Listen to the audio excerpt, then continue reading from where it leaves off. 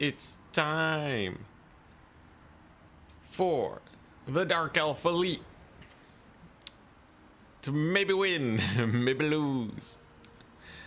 Looking at dragons, Charybdis, mostly Hydras, Executioners, Blackguard, Cold One Dread Knights, maybe even some Doomfire Warlock action. Should be fun, should be interesting. Is this gonna work? I don't know. I have no idea. But hey, if Swordmasters can kind of work, why not Hargonat Executioners? Look at the stat difference. They're cheaper. They have basically the same stats. They don't have Martial Mastery, but they do have Murderous Mastery. They're slower. Okay, mostly they're cheaper. Mostly they're cheaper. These guys got absurd melee defense though, but what can you do? You're playing tonight? Ah, hell yeah. At 1 a.m.? Ah, jeez. Alright, but yeah, we'll see. These guys are actually relatively cheap. So they'll perform about as well as Sword Masters at low HP. And then Murderous Mastery's got to do something, right? Surely they can't just suck. That's impossible. Okay, what are we looking at? Lots of signups. Tournament begins. Danacan not checked in. Interesting. Maybe he's busy. Sometimes life gets in the way. We'll give it another minute for people to check in, and then we begin. All right. How goes Obese Chicken? First indeed. Senary. Yeah, Hydra Stream. Elites Gather. Yo, it's gonna be so good. Swordmasters always have bronze shields? Yeah, because they smack the bullets out of the air. Even though it is not recommended by those who train them. Alright, generating the bracket. Add goblins, round one. Here we go. I got a buy round. What a ripoff. Alright, well I guess that's oh, wrong one. I guess that's technically 1-0. It's technically. Let's see if there's someone we can spectatorino.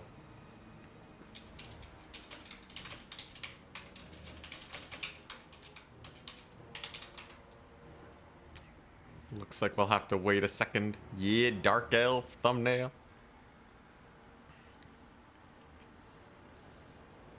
Hey, Meaty Dangler, what's up? Time to get that VIP. Go for it, man. I believe.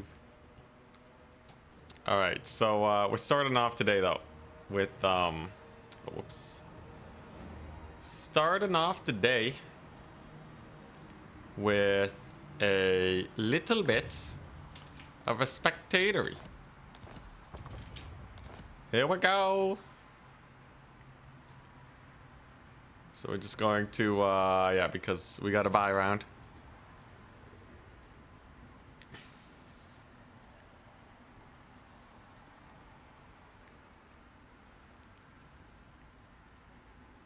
What's this? Check you in? You're supposed to check yourself in, man. What do you mean? Is it elite infantry or elite units in general? It's executioners, blackguard, cold one dread knights, and hydras that we want to see.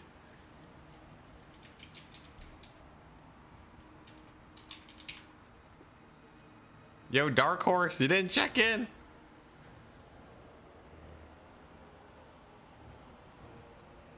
You checked it? You checked it and it didn't check you in? What is this?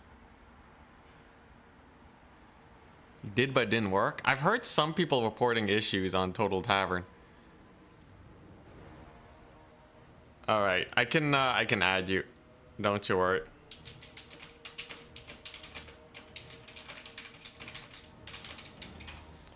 I can add you. Let's see here. And then the downside though for not messaging me earlier is you're gonna have to face me. I will be your opponent for today. Let's see, tournament signups. Where you at? Dark Horse. Oh, it says true. Huh. Yeah, that's weird. It says that you're... It says that you're checked in. But really you're not.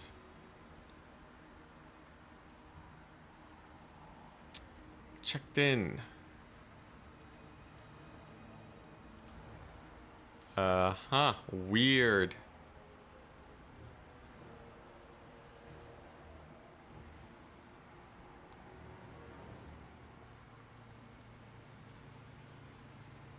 Wait, so it says you checked in, but you're not in the tournament? What is going on with Total Tavern lately? Dark Horse. Yeah, it says you checked in. Oh, you must have checked in after I generated the bracket. So assuming I just add you to this, then we should be good to go. All right, let's get it. Let's get it. Here's the lobby code, son.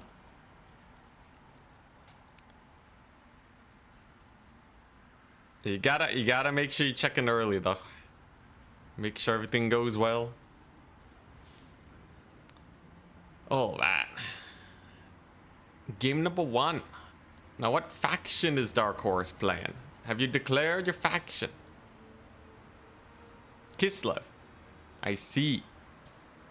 Kislev, I feel like is a little scary for Dark Elves. Alban. Dunes. See, Alban Dust Bowl.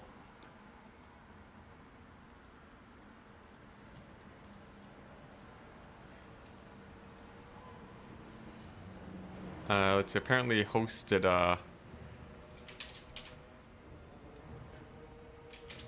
okay, hosted a lobby. Alrighty.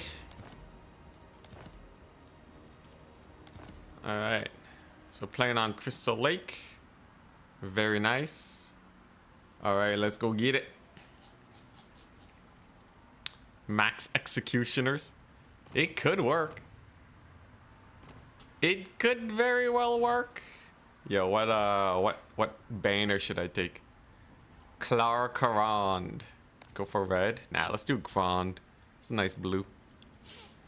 Alright, so Kislev.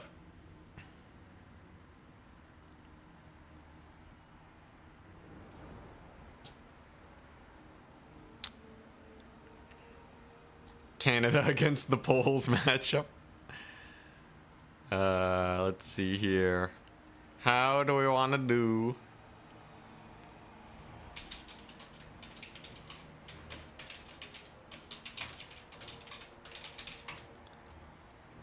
We're on Crystal Lake, which is a fairly wide open map, not too large, not too small. Kislev can absolutely be a menace.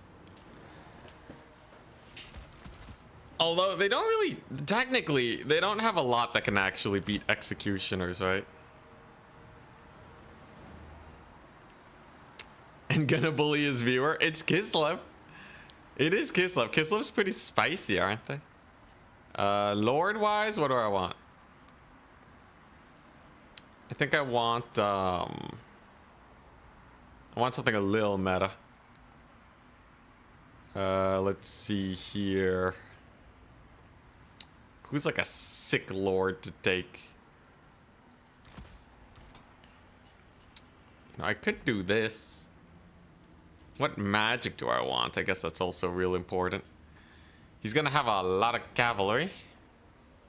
Do I want the lore of Melkoth's caster? That's pretty standard, ain't it? Executioners look so cool. Absolutely. But can they actually do anything? Can they actually cook or what? Okay, this seems like a good enough. Seems like a good enough starter build. God, this feels absurd though. Everything about this feels absolutely absurd. Okay, let's do some of this. It's not only going to be elite, by the way. As much as I would have a lot of fun going pure elite brutality, it just would not work. We would die. So we're gonna play it out a little bit more carefully. Why can't I take this? Oh my gosh, what a ripoff. This looks like it should do. I'm ready. Are we gonna get massacred? We'll see. Oh, all right. Executioners are missing something that makes them sparkle. They need a little zoom. Yeah, they're kind of slow.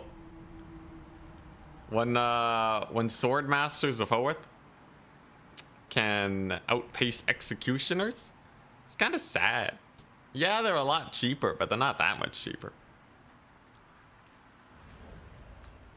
You thought the stream bugged because of the blocker, right?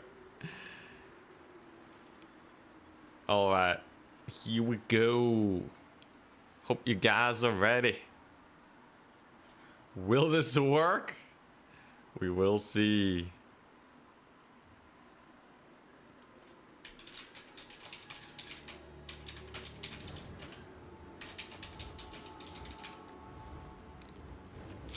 All right, take a look. Triple executioner. So that's the maximum amount we can actually take. We have a supreme sorceress of shadows and some cavalry on a dragon. Because what's more elite than a dragon? All right, here we go. Yeah, I forgot. We don't have a buy round, so it should be 0-0. All right, ready, good luck, have fun. So the idea here is infantry corps, I can just rush it down. If he brings a bunch of sleds, my plan is to just do an army build-up style and then mass push them. That's the idea. You can see he's gone pretty infantry heavy.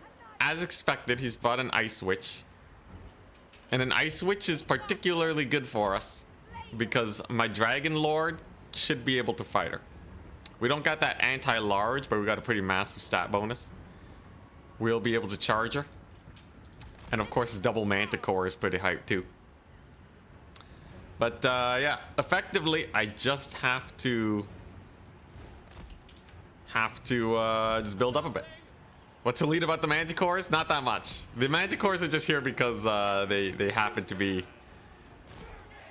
They happen to fit into the build quite nicely, because I feel like I really do need that little extra terror and DPS to kill his cavalry. Looks like we got a couple dervishes, okay. Now he's gonna go for a pretty early capture. Pretty standard, nothing too crazy. Has some horse archers. Can't really do that much. He does capture point number 1 though. It's just a pretty big, wide Kislevite army. Nothing too crazy about it. It's normal Kislev. As soon as I'm able to capture this point though, we basically want to do the Dread Dark Elf buildup. So that means we play it safe, we don't engage, and then eventually we will have enough to just overrun his army because he has a lot of range units. He doesn't have the strongest melee dudes. It should be pretty simple as long as we can take a good fight. The only thing you can really do to stop the build-up strat is to bring in skirmishers, but they don't really do that well in a big melee fight anyways. So we will see how it goes. Dodging arrows like it's campaign. And that's going to afford us point number 1. Slowly but surely. Here we go. Huzzah! Alright, now what do we want to do? I think I actually want to get my Melkots out early.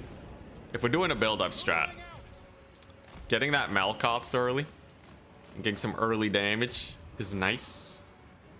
Because eventually you want to get into like a triple cap situation. So you can see his skirmishers aren't doing that much deeps. As long as we keep dodging. Once they're out of ammunition, they can't poke my Blackguard or anything. Which is exactly what I want. And so far so good, honestly. Yeah. Classic build-up strat, man. It's it's not very exciting, but it's good. It's powerful. Let's get another Melkots on the Dervish. He could be spamming Death Frost on me. That would put a lot more time pressure on me. He should probably be playing for this point a little bit harder. But I'll take it. Take it as it is. We've burned most of his ammunition without much value. We got a pretty nice flank we can get on here. That should work out pretty nicely for me. I will see my Dragon Lord is taking a little bit more damage than I would have hoped for, but overall we should be okay. And then he summons in Lil Grom, which is not really good against a fat melee rush. Lil Grom can be rather sus. The reason being is that it doesn't really have a lot of targets to shoot at. It's just gonna, yeah, it's just gonna get a little bullied, ain't it? Gets a solid hit on the Manticore though. All right, gets a shot in mid attack animation, so that's actually a little painful. I can ward off his Lord over here at least. Overall, hokey poke continues. Very passive game indeed, I know. But trust me, this is the strategy. Oh crap, he rampages the Manticore. That's not good. There's no point trying to save it. God dang Manticore. Shouldn't have let it take so much damage. Well, hopefully it doesn't just die. Maybe he'll get a little bit of work in. Gets a good charge dodge. Accidental Manticore value. Oh, he's going for that Death Frost. He wants it. Let's just back up. Manticore is, yeah, Manticore's just gonna die. A little bit of a misplay. Lose 800 gold. He really wants that Death Frost too. It's time to get some cavalry in. That'll ward him back ever so slightly.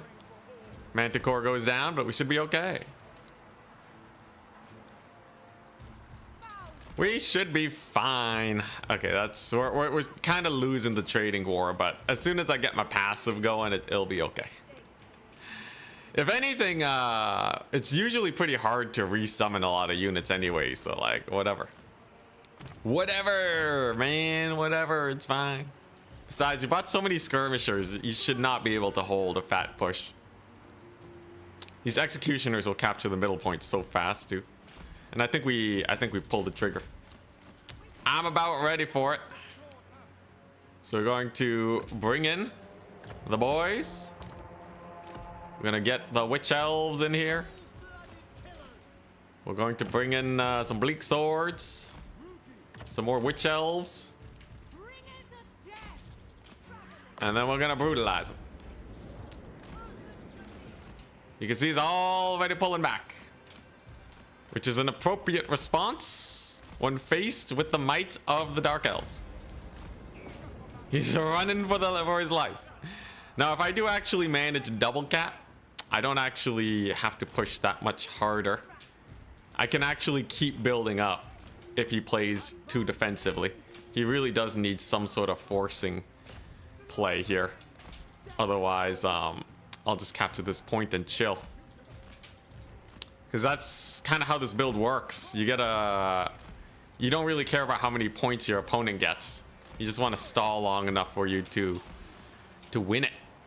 I do let my lord get death frosted again, though. That's kind of unfortunate. Hey, his lord kind of gets caught up too, though. Is he gonna commit the cav? That would be pretty insane. Would not be the prettiest situation.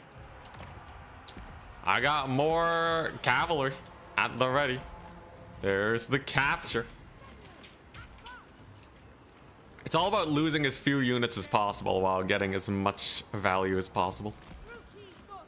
Okay, so those are dervishes. It's not exactly something I have to worry about too much.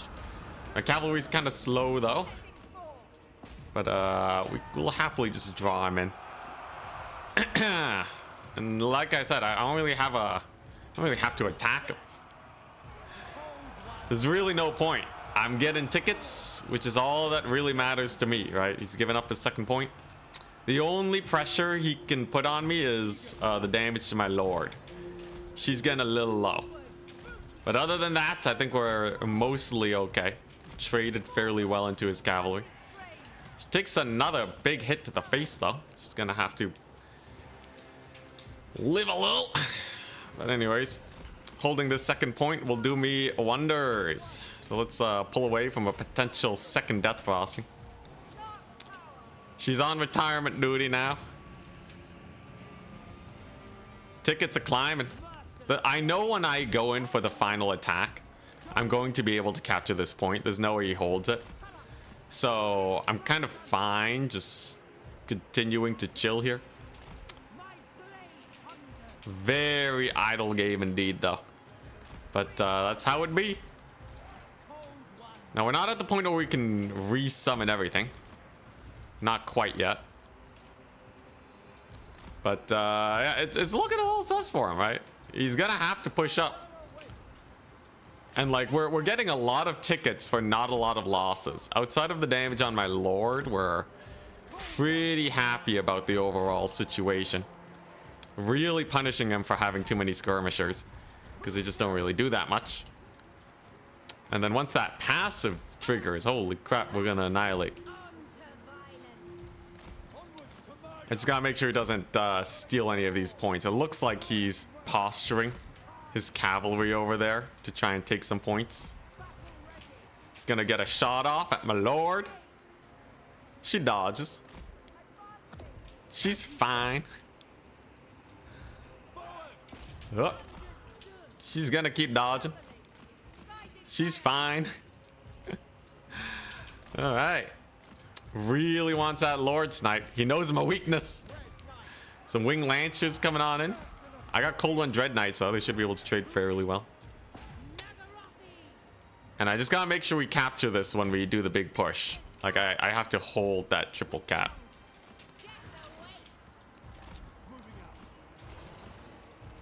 Lots of cavalry over on the flank. It's mostly skirmishers though, which is not that scary. I think we are actually at the point where I desummon some of my cavalry, because I am actually running out of things to field. He's fielded all his units, which is actually really good for us, because it means that he won't really be able to bring much more in onto the battlefield. So my army's only gonna get stronger. We're technically just healing up our army right now. Very unorthodox style, very strange way to play indeed, but at this point, right, I've summoned in basically everything except for 2 units. There's no resummoning my lord, which is a little unfortunate, but it should be impossible for him to hold this point for any meaningful amount of time, and then a triple cap should be able to get him good. At least that's the theory. We're gonna wait for our resummons. He does get the death frost on my lord. She's looking a little worse for wear. Death frost has a pretty long range. She will live though. And I think we'll give our push. Oh crap, she gets routed.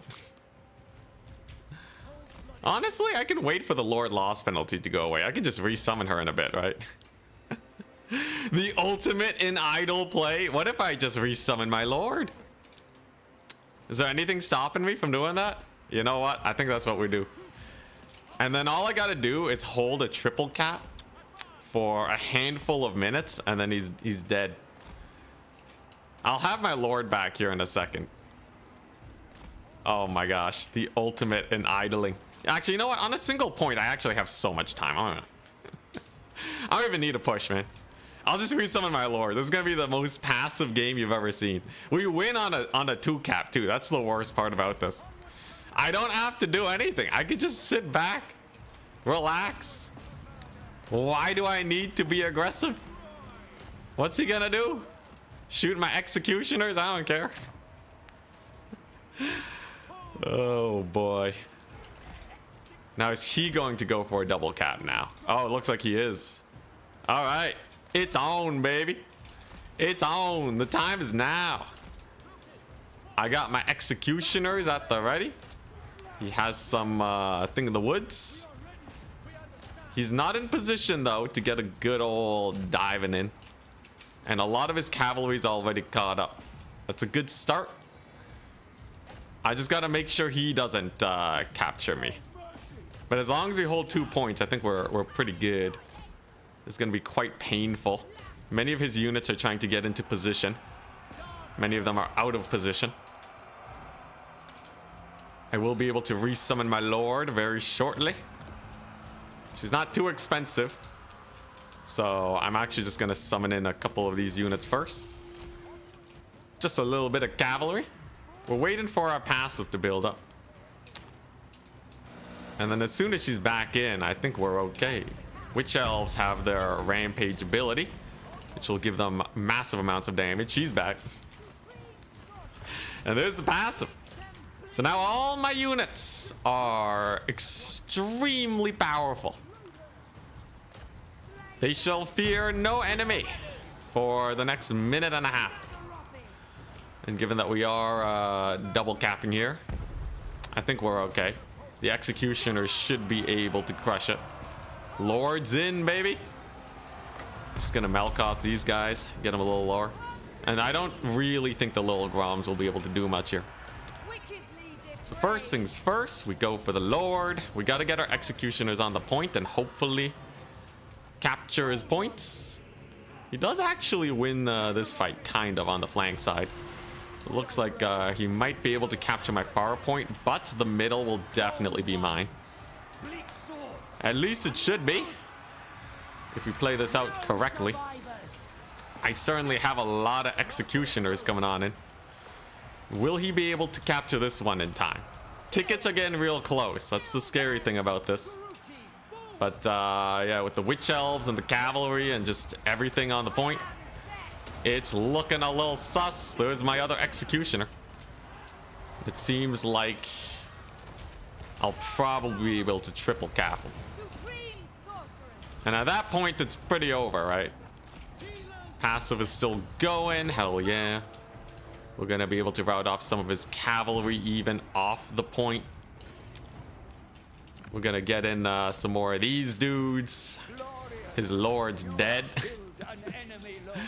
And the build-up strata works. I think he was very unprepared for it. It's a brutal strategy. As long as we can maintain a double cap and make sure he doesn't capture the middle point, I should be completely in the clear. And with my cavalry coming on in, and my lord over here, I think he's done for. Basically, we brought in our full armies on both sides, but I had a full melee force and he had a bunch of skirmishers, so it was pretty easy to just overrun him. Hargoneth Executioner is doing great. This point's locked down, but he might be able to hold this one. If he does take it, I can recapture. Let's see. Oh, it's close. Oh, very close. But we managed to hold it. Knife's Edge, man. Knife's Edge is playstyle. But if you master this playstyle, you can absolutely cook people with it. It's brutal. Absolutely brutal. I think he was definitely way too he was way too passive in the early game. If he had forced an attack a little earlier, I think it could have been a little sus.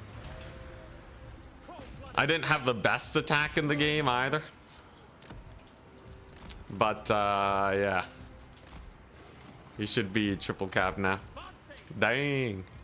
Looky there. Interesting playstyle. It's not one that I go for very often. Yeah, the massive cav flank just died. It was all cheap cavalry, right? You know, just a bunch of dervishes.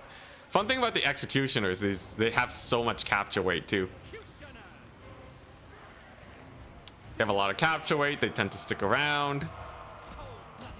So they do pretty well for this situation. In this case, though, we're gonna win. And a nice tactical victory, I'd say. Well, that was a long game. But I think you kind of have to whip out these shenanigans. You gotta whip out everything you can. All the strats if you want to not throw games. Jeez.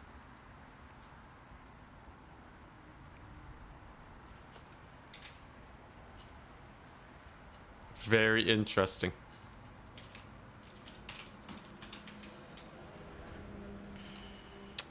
All right. Yo, I like how that game went to like max tickets. Ogre Kingdoms is still playing though. That's crazy.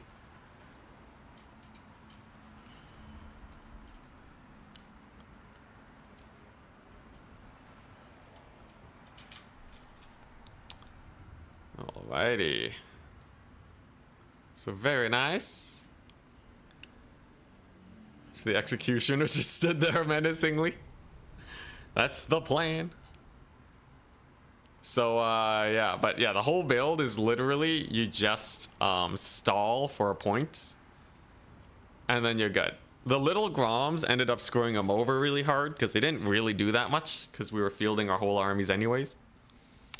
I think what he needed were war sleds. If you don't want Dark Elf players to do this to you, you need to bring in a bunch of war sleds.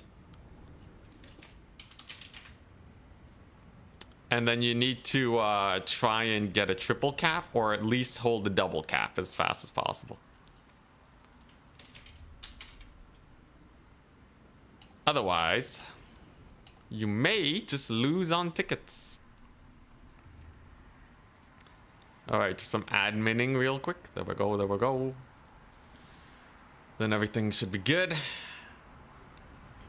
My Dragon Lord just got sniped. That was pretty funny though. Executioners did okay. The Dread Knights did okay. Honestly, everything kind of only did okay. It was just mostly the tactical victory. I think having more Bleak Swords probably would have been better in the end, but you know, we make it work.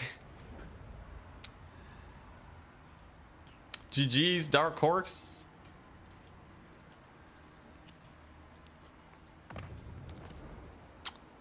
Yeah, I didn't use my breath attacks very much. Not very much. All right, more adminning. More adminning? You're kidding me. Nope. Just both players are messaging me to make sure things are fixed. So, Potatoes Devil and Sipa, everything's good. Ogre Kingdoms is still playing his match against Empire for Hire. Maybe he's stalling even more than I did. A 200 value Executioner is okay, but a 2000 value Little Grom is bad. In the context of that game, the Little Groms didn't really do that much. I guess I did shoot the Elite Executioner, which was pretty good. They were shooting at the Blades of the Blood Queen. But like they were just shooting at my Lord that I resummoned. So it realistically didn't actually help my opponent win more, right? Because like that was also, you know, that was like a 20-minute game where the Little Groms got to use all their ammunition. But if they don't force me forwards, it doesn't really matter. The Executioner, on the other hand, was capturing points, which is all I really needed. Although I will say, like I said, the Executioners, I probably would have done better with just more Bleak Swords, but whatever. More Shades. You guys want to see Elite Great Sword Shades? What's the difference between Great Sword Shades and normal Shades? +6 weapon strength, +2 melee defense, +4 charge bonus, and armor piercing in melee. So technically, you can use these Shades in melee, in theory. Unfortunately, they have no HP. They have less HP than... Okay, I guess they're like... If you treat them like Corsairs, kind of like AP Corsairs. Does that make any sense? It's a definite lack of shades. The whole point... The request... Let me bring it up. The request says elite Dark Elf build with Hydras. I guess shades are the most elite. They didn't mention shades specifically, but... I'll think about shades. They technically didn't mention Charybdis or Black Dragon either. They wanted to see mostly Cold One Dread Knights, Blackguard, Executioners, and a Hydra. But we're gonna be playing around a little bit with everything today. You know, I could use shades for the build-up strat too, cause they can ward my opponent off. So just bring in like a bunch of elite shades, and then we just shoot them off one of the points, and then we go for the big capture rush. The Great Weapon Shades have 14 bonus versus large. I mean, no, bonus versus infantry. That's not an L. 14 bonus versus infantry. These guys have 8. So like technically they can cleave through infantry pretty well in a melee grind.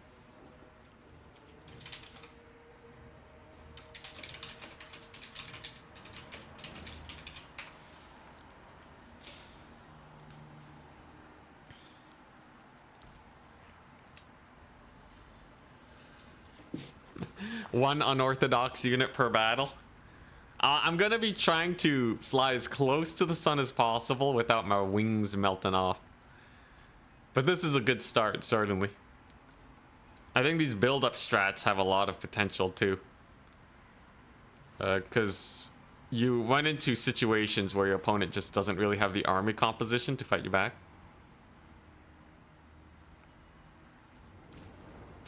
I can see these guys doing okay in melee. They just have no HP. Like a one cavalry charge and you're done for. But they could probably cut through Furies and the likes pretty easily. So as a self-sufficient unit that can poke away at my opponent, maybe they're not bad. I could do a little bit of Shade Kite. I don't want to run any Scourge Runners, by the way. If I'm going to run a Chariot, it's going to be Cold One Chariots. And I'm not going to run Cold One Chariots. I wanna play around with this stuff. I wanna go elite. Yeah, what if I do a build-up strat with Shade Greatswords?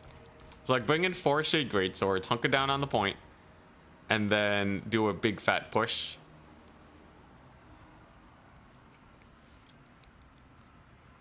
The thing is, my opponent might want to rush me if he sees me bringing this many shades, but they are great swords. They are definitely great swords.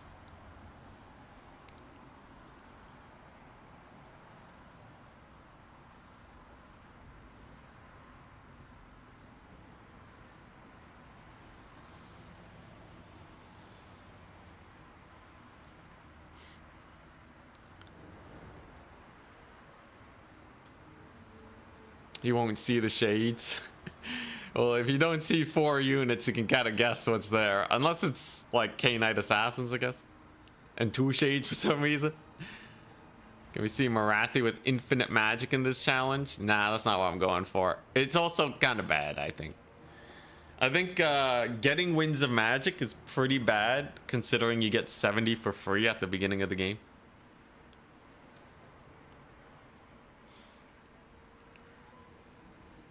Like, if you started the game with 0 Winds of Magic, would it be worth to run Power of Darkness to try and get more Winds of Magic to cast spells? Probably not. It would probably not be worth.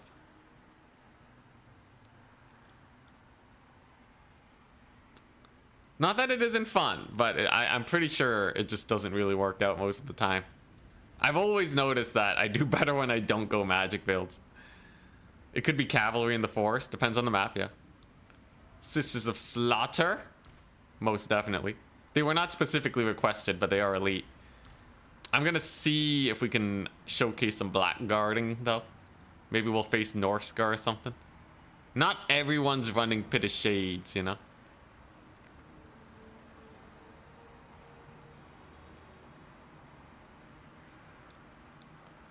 Alright, Ulrich Wall is finished up.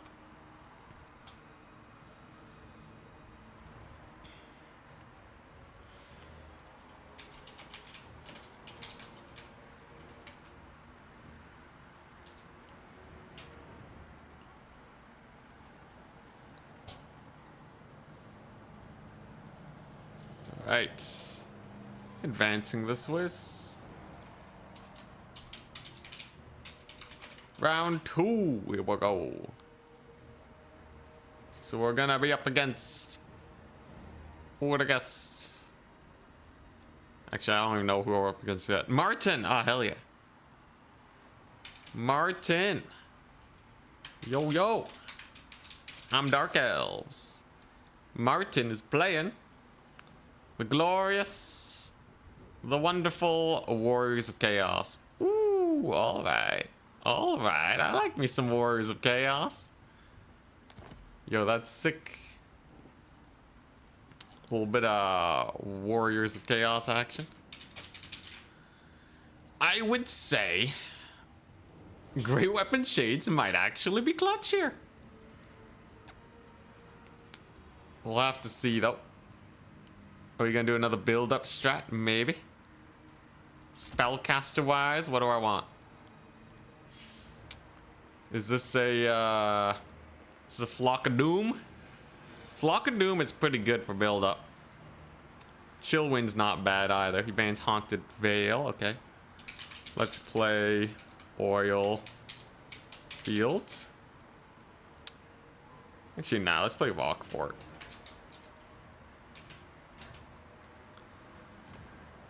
Alright. So, I gotta be a little careful here, right? What is my opponent going to be doing? Or on the chateau? Is he going to be, I don't know. He's gonna be going for the new Zinch, Knight, the newly buffed dudes. Could very well see that. He's so excited for this. Oh, this is gonna be great. Yeah, he could be going for the Zinch shenanigans.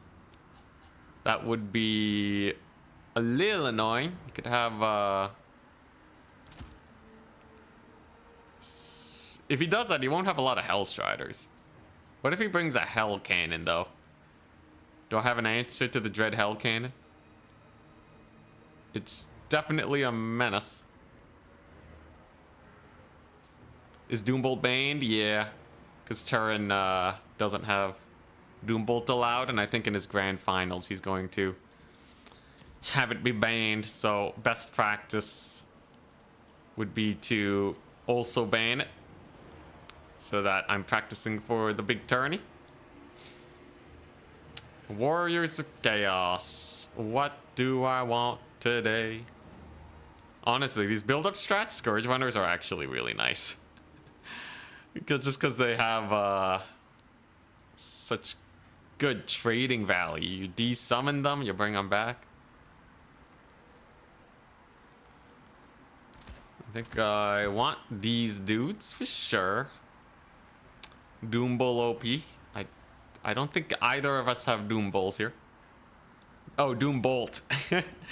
Doombolt is probably the strongest spell in the game right now, but by a very small margin, is how I would describe it.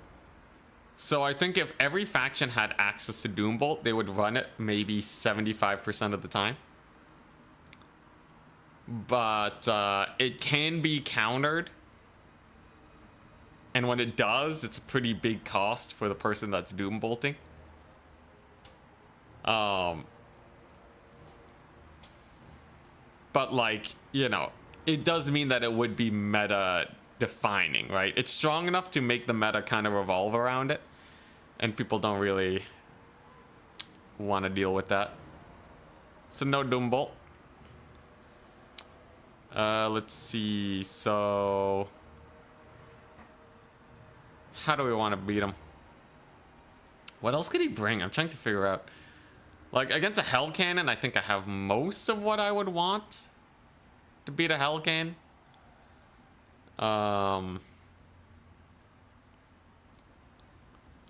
guess I'll just take a bunch of these. It's a weird build. I don't know how I feel about it, but it should be fun regardless. What changed the Doombolt made it so good? They made it do 33% more damage. There's very few spells in the game that can get a 33% change to its effectiveness and not become at least meta. Except for Crystal Sanctuary, which got a 33% cost reduction and still nobody uses it. But at least for Doombolt, as kind of a fringe spell, when CA buffed that one up, it became absurd. Anyways, what better way to hold a point than with Blackguard of Nagaron? You'll love to see it. These guys are mighty 7 capture weight infantry. And then we got Shade Maxon. Now, if he has Hellstriders over here, and he just rushes them down at the beginning, I guess the only thing I can do is summon Dark Riders. But I think the odds of that are fairly unlikely.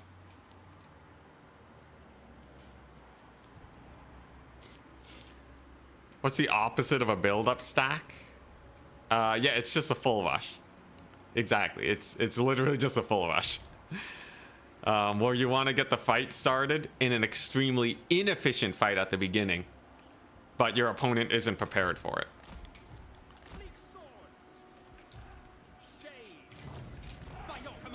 Sartorial, the Everwatcher. No final transportation though. Good to see that. Makes life a little bit more chill. So here's the idea. We're playing build-up Dark Elves today, because it seems like it works pretty well. Is that a Cav Max? No, he does have infantry. Good to see, good to see. Wait, I don't want to get on the point. I actually want to bait him forwards and then get the nastiest, fattest volley you've ever seen. So I'm just going to be like, oh no, oh, not my poor position here. Oh, you can't rush in here and capture the point from me. That's terrible. He doesn't see my units yet. Sartorial's gonna take a fight. This is absurd. I'm gonna lose all my shades. Alright, there we go. Pretty good initial volley, right? And then we do this. And we just eat the charge with the shades. They're great weapon shades. They should be able to win this, right? It'd be pretty hilarious if they actually managed to win, but I'm a little skeptical myself. So far, it seems like they're not doing that bad actually against these Chaos Knights. Surprisingly decent. Surprisingly decent. These ones, though, again, massacred. They're getting bloody massacred. Can I fight the Sartorial is the big question. As you can see, his Chaos Knights are disengaging. My Shades will rally. These ones did okay. And Sartorial continues to fight the Dragon Lord. Looking like my elite cavalry over here is doing pretty good for themselves. And then once the Shades rally, they can keep on fighting and grind it forever, right? Because they can, yeah, they can just pull back now. Hell yeah. All right. In the meantime, we'll keep bullying Sartorial. I think this is an okay fight for me. There we go. We'll pull the trolls through the mud. In the meantime, Sartorial, I think he loses to the Dragon Lord, but it's going to be close. Interesting that we see a lot of trolls here. My opponent enjoying a little bit of trolling. But if this Sartorial fight doesn't go his way, it's just over, right? Blackguard are actually chopping things up pretty well for themselves. You'll love to see it. The fight continues. My Lord versus Sartorial. We don't have our passive proc yet, though, so it's going to be a little sus, right? We're going to do a little bit of a feign charge here. It's going to hurt him pretty bad. Unfortunately, all my Shades are routed, but Sartorial's getting quite low now. We're doing a pretty good job keeping away from these Hellstriders. They're just getting bullied. Sartorial continues to lose his fight against my Lord. And we caught his Hellstriders. Now I just need my Shades to come back, and then I think we're fine. Blackguard annihilated the Forsaken. Holy crap. Blackguard crushing it. Shades are back, baby. The 2 elite are out. Ah, hell yeah. There we go. Now he's trying to Searing Doom the Blackguard. You know it's bad when you have to Searing Doom Blackguard. Or maybe not. They are just, you know, basic infantry. Or they are elite infantry. I don't think he's suffering that much by Searing Dooming them, but anyways, our fight against Sartorial continues. My passive does trigger though, which means Sartorial's gonna be having a rough day. He actually just straight up disengages because he's saying screw that business. I'm not here to get massacred by a Dragon Lord. So he's gonna be running for his life. He's faster than me, but I'll give him a fadeaway breath attack to really show him who's boss. And now that my lord is alive, she can participate in the rest of the fight, can't she? As you can see, trolls suck. Trolls are kind of hard garbage. Who would have guessed? And they're all routing off, except for these ones, who I guess are slightly less garbage. He does still have Hellstriders here. And it's not over completely. I'm gonna need to actually get in this here fight. I'm gonna need to rout off them trolls. And I'm probably gonna want some more cavalry action. After that though, I think we'll be okay. These trolls charged in the rear with the dragon nearby, they should suffer pretty hard. We'll have more elite units soon enough. Thank goodness for the passive. Gets a pretty nice Searing Doom on my Blackguard. There you go. This is good terror out at least. Of course, my Witch Elves here are amazing. And I just got to break this here triple cap and we're okay.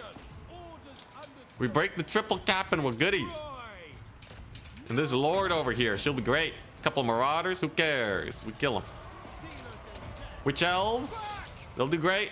And there's the Knights of the Ebon Claw. Love to see a couple elite units, don't we? There we go. Trolls are shattered. They're gone. Nice. Maybe I can charge these ones. Get them killed. Gets a Plague of Rust on me. I want to kind of wait out the Plague of Rust. We'll wait it out. We'll kill off Sartorial. He's only a couple Spirit Leeches away from dying now. He'll be done for very soon. Blackguard continued to fight. Holy crap. Are Blackguard actually OP? Blackguard hidden OP of the game. Knights of the Ebon Claw, they're doing great. Maybe a fat charge here could go well. Yeah, looking like the trolls are actually still doing pretty good for themselves. I may be trading up, but we're still really far behind. At least Sartorial looks like he's gonna be going down. Oh dang, the trolls came back. Holy crap. Blackguard is still fighting though. Blackguard don't give up. Forsaken are gone. Nice. We gotta chase them down. We got our Shades here. They're clutching it.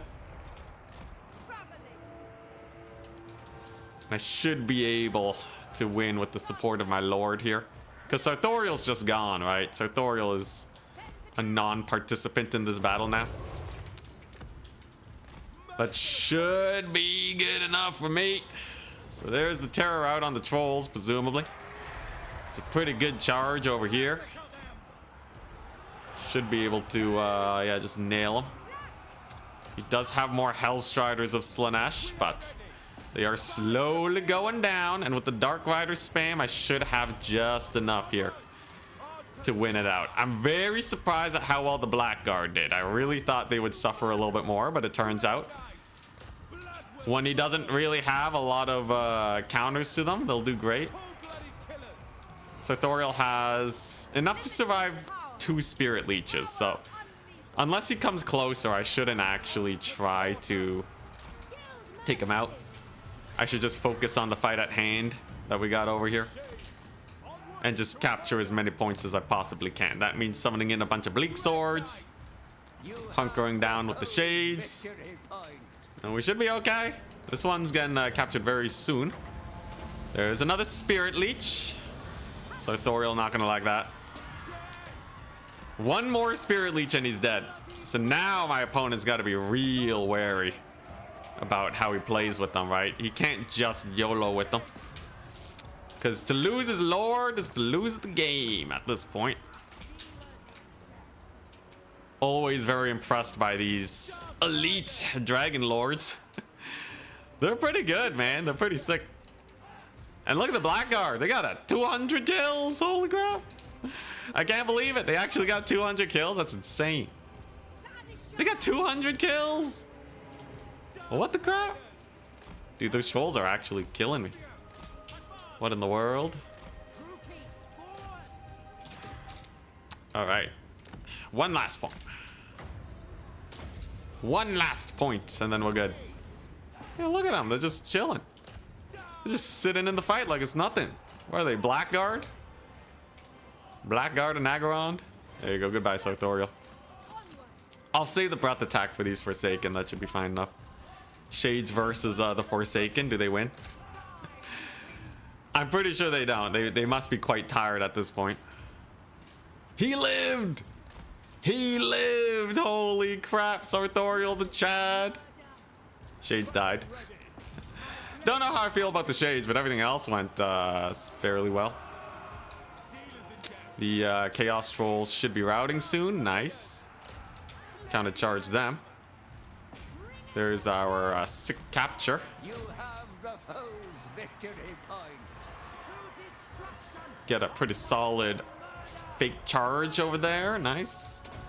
Let's get the Witch Elves to proc their Reach Brew. Very nice, very nice. And he taps out. Surprising! Very surprising to see Blackguard actually crush it. I'm aghast. Dark Elves versus Warriors of Chaos. Dark Elves win. They win another one. Dark Elves OP. 1800! Holy crap. Best suggestion ever. 1800 Blackguard of Nagaron. Holy moly.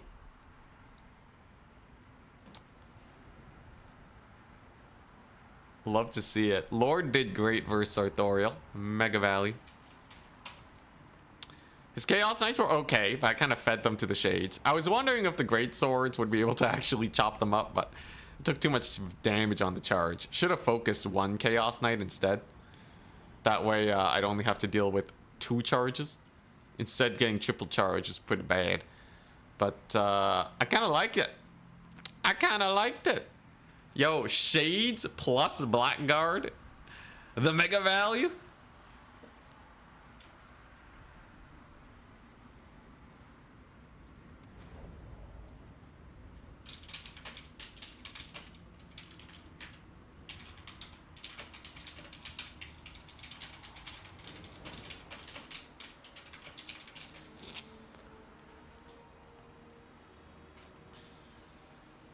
Bro is the only fan of Nagaron.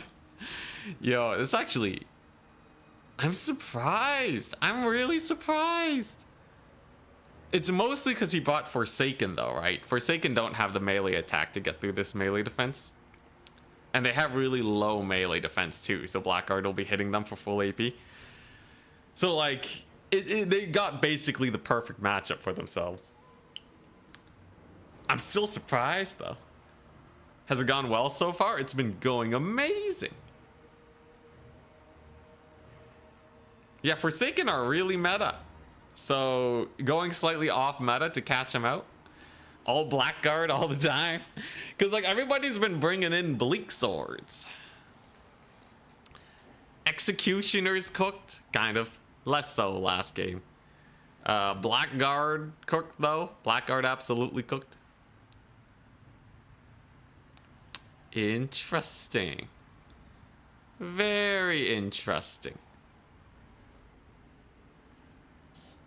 Now, this doesn't mean that they're OP just yet, but his Searing Dooms didn't do that much damage, right? Searing Dooms only did a moderate amount of damage. Weak swords. Yo.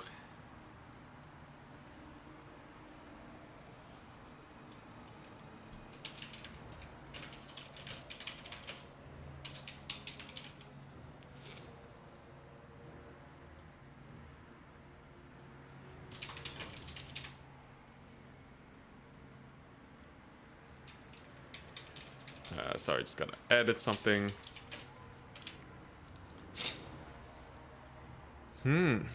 That's true. If he had a hell cannon, it would have been pretty bad, right?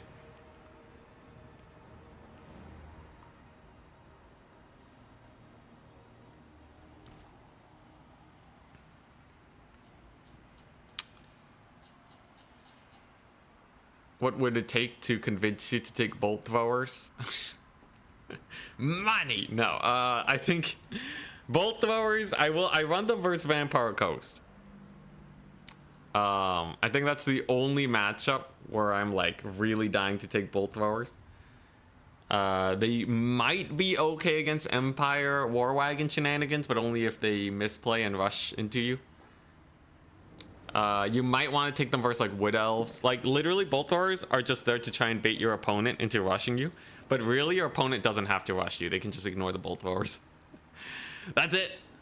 That's the only thing. No chariots. Yeah, that's the theme of today. We're straying away from chariots and leaning more heavily into this variant Dark Elf playstyle. Yeah, they're literally just there to bait the enemy into making a misplay. That's it. Wish Drucci had good heroes. Be nice. Although I will say assassins are not bad. They can be countered, but they're not too bad. Yeah, they can also counter lead belchers. They're specifically good against weapon team type units. The weapon team variety of units suffer against them, but that's basically it. There's nothing too crazy about them.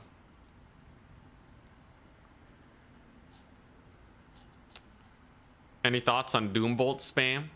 I think it is meta defining if it's not banned. I think people will have to play around it basically every game.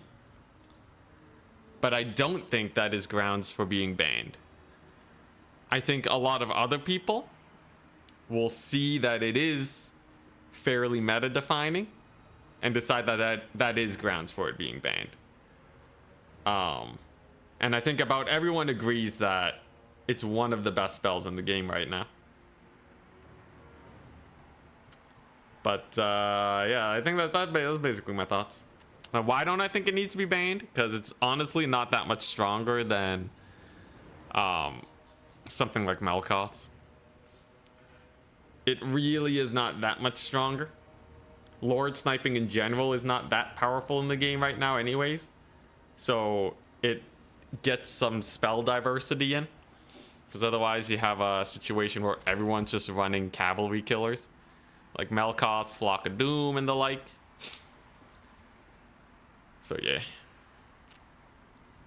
Yes, it was Charix. He countered. It was on my stream. Charix countered Doombolt with a Tomb King's spell resist build. Doesn't even cost that much to run the spell resist, but not every faction has access to that, and it is something that you would have to run against basically all Dark Elves.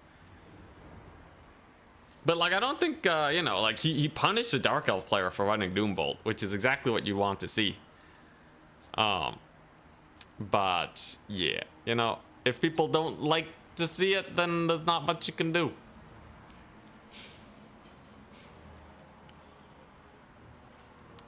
How many did you lose so far? So far we're 2-0. We're crushing.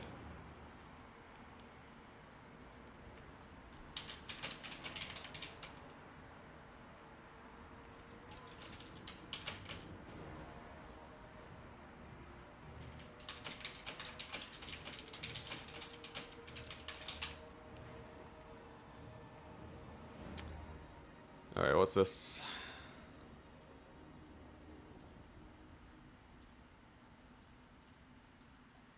Doombolt seems annoying to fight against. So are many things in this game.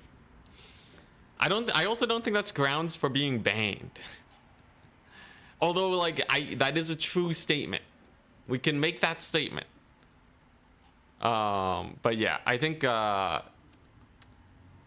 you know, you need to compare it to other things that have been banned in the past.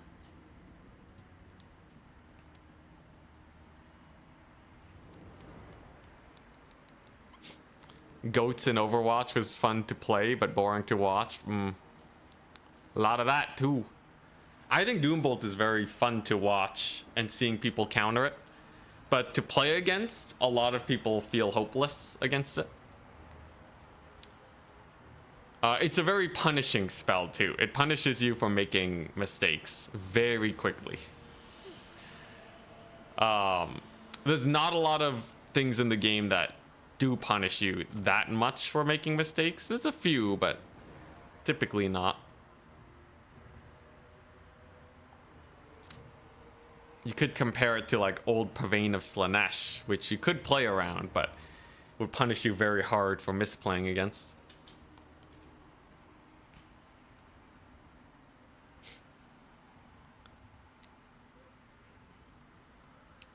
Anyways, I would be fine with Doombolt being really strong. Even stronger if CA just added more counterplay. I think every faction should have some sort of spell counter added to their roster. Something that just gives a ton of spell resist or missile resist for a very short duration. Give it a fairly long cooldown, right?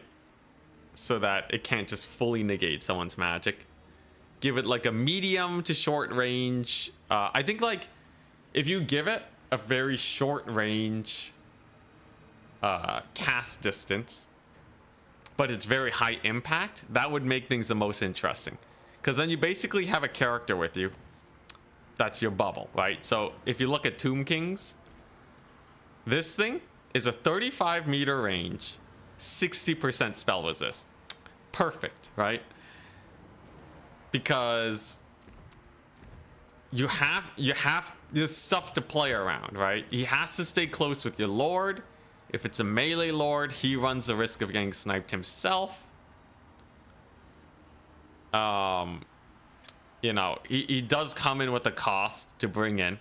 So your opponent doesn't have to run Doombolt all the time. They can bring something else, right? And you get punished for playing overly safe. But being able to play safe is what makes matchups a little bit more even. Generally, the player that is more ahead in matchup selection will want to play a little bit more safe. And this means that you get closer matches. Generally speaking. You know, because it's just, why would you play a skew build when you can do something a little bit more reliable, right? So you reduce the overall RNG. You know, you get, everything's just a little bit better. I feel like it just improves the game just a little bit more to have more hard counterplay. Why don't Tomb Kings players bring that against Burning Head? Because it's 35-meter range.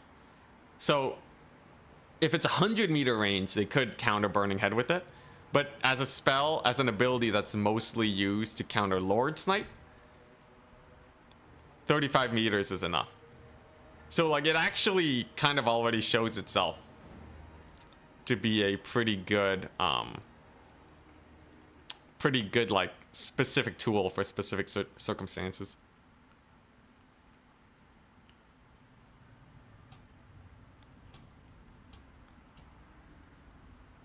You just like how Turn voted off so soon. CA buffed it to see how it affected things, I'm sure. I think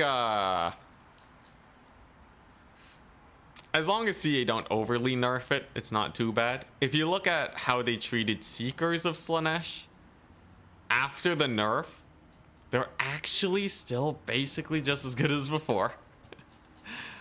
They're still one of the best cavalry units in the game. But they got unbanned. I think CA only needs to nerf Doombolt slightly. People will unban it, and then the knowledge that we gained during its banned phase with all the Charx shenanigans will be implemented, and then people will be like, wow, there's so much counterplay. Because like the testing's already been done, right? We just need people to give it another shot. CA could, you know, if no one would actually notice, they could just say, it's like in League of Legends, right? In the patch notes, they said that they nerfed one of the characters. But there was a bug that made the patch not actually nerf them, but their win rate still went down. Purely just because of like the community progresses forwards, general perception of the character, how often people are bringing it at lower levels or higher levels, right? But like, you can actually just do nothing and the meta will sort itself out. So I think they can just have a very soft hand at it. Every patch needs a villain. I guess maybe that has some value in and of itself, but the big scramble to figure out what's balanced and what isn't is very annoying. League is different because it's team-based. I don't think that really changes the argument.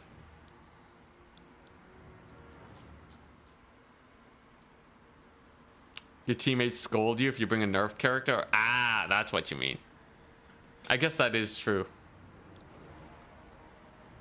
You could say that had an impact. I'll accept that as an argument. Okay, one more match needs to finish. Advice for Bretonia and Domination. Need some desperate help. Always bring Green Knight in reserve. Always bring Alberic and a regrowth caster. Take Alberic fairly kitted out and try and snipe their lord. Also bring like 2 Grail Reliques. Like, you know, like build wise, right? Your infantry line should probably always look something like this. You know, I would just say like always take this as your front line, and you'll probably be in like a good enough situation most of the time to handle most threats. Like just start this as your default, right? Then you get Alberic, and then you get your damsel healer somewhere in reserve, and then you just max out on cavalry.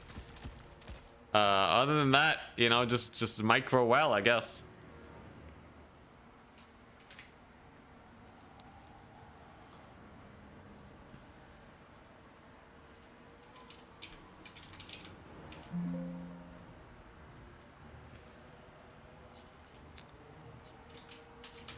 All right.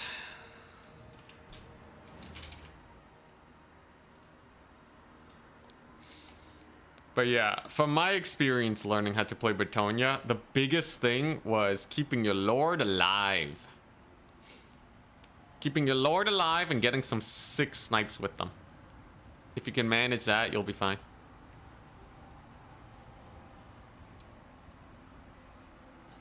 Anyways.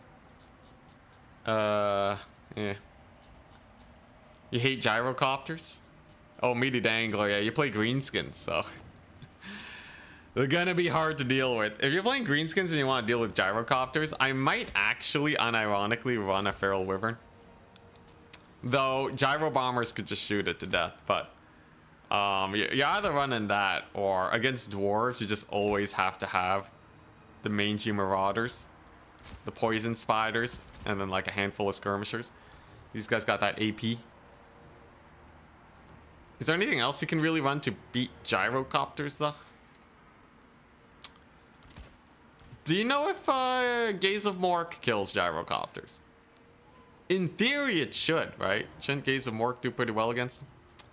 If you just spam them down the whole game.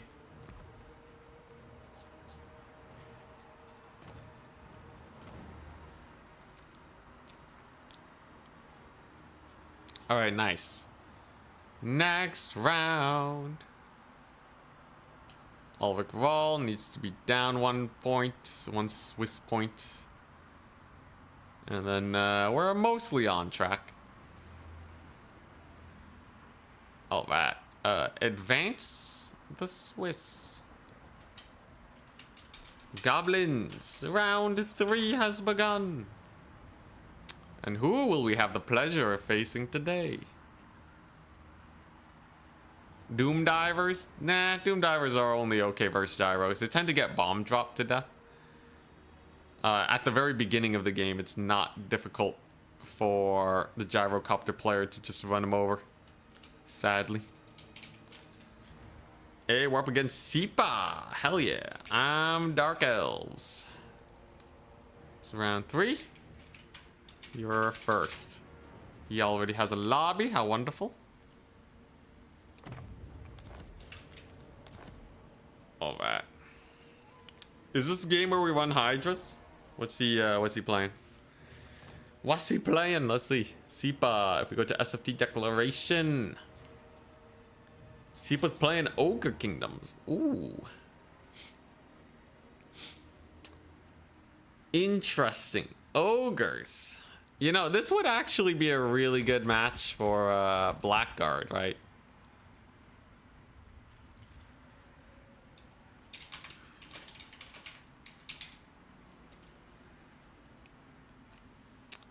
Interesting.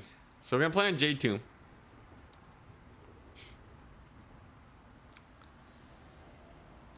Gaze does not kill gyrocopters. I see. All right, well, you're screwed as greenskins then. Might just be a DPS race situation. Honestly, Dower Air Forces are menacing. Okay, so this is obviously a matchup where I want to try and make Blackguard work. The thing is like they're gonna have to actually survive getting shot to death. So I need to take out the shooting one way or another. I'm really liking this Supreme Sorceress on a dragon. She's just really hype. Is there any magic I can use? That would be sick.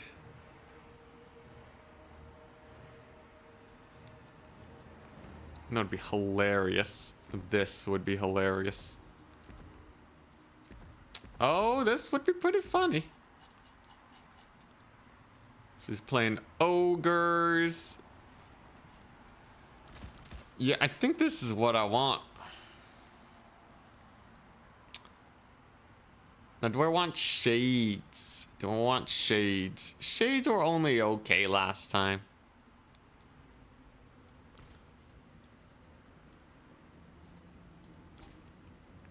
Is this a matchup where a Hydra does well? That would be pretty jokes. Just running a gigantic Hydra. You know what? This is actually kind of funny.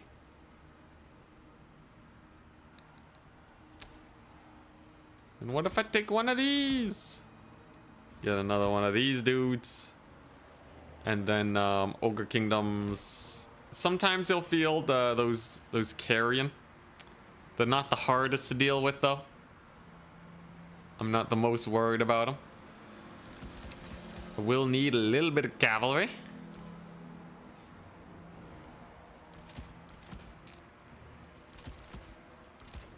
Let's do some of this. Is this what I want? A strange build indeed. A very, very strange build. But I think on this map, in this specific matchup, we actually have a pretty funny plan. Let's do it. Max bolt throwers. Quad bolty. Thank goodness they're not elite. Yeah, ogres, they are one of the few bolt thrower matchups. But you gotta make sure you don't get full rushed. A full rush can just end you. Crossbow skirmishers are pretty under... Actually, no, I think they're about rated. They're really bad in melee. Really bad. For a 750 gold unit, compare them to Forsaken, they have like 30% less HP. Okay, maybe like closer to like 25 or 20% less HP, but that's still pretty bad. Their skirmishing damage and their melee is all non-armor piercing. Yeah, like, I don't know. They're really only good because they do well against light cavalry. They're a ranged skirmish unit that can beat light cavalry. Shade great weapon spam. The time is now. You think Hydras would be viable with 20 more speed? I'm pretty sure anything would be viable with 20 more speed. Hell, I might even take bloated corpses with 20 more speed. That's a lot of speed, man. That's kind of absurd. Yeah, no, they would be insane with 20 more speed. Speed is like one of the most important stats in the game at high level.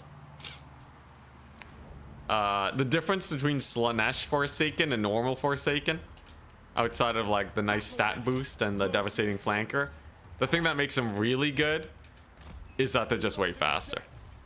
Also, by the way, I hope you guys enjoy the build. I brought all your favorite tools. Bolt throwers, blackguard dwarves with 20 speed extra. Holy crap.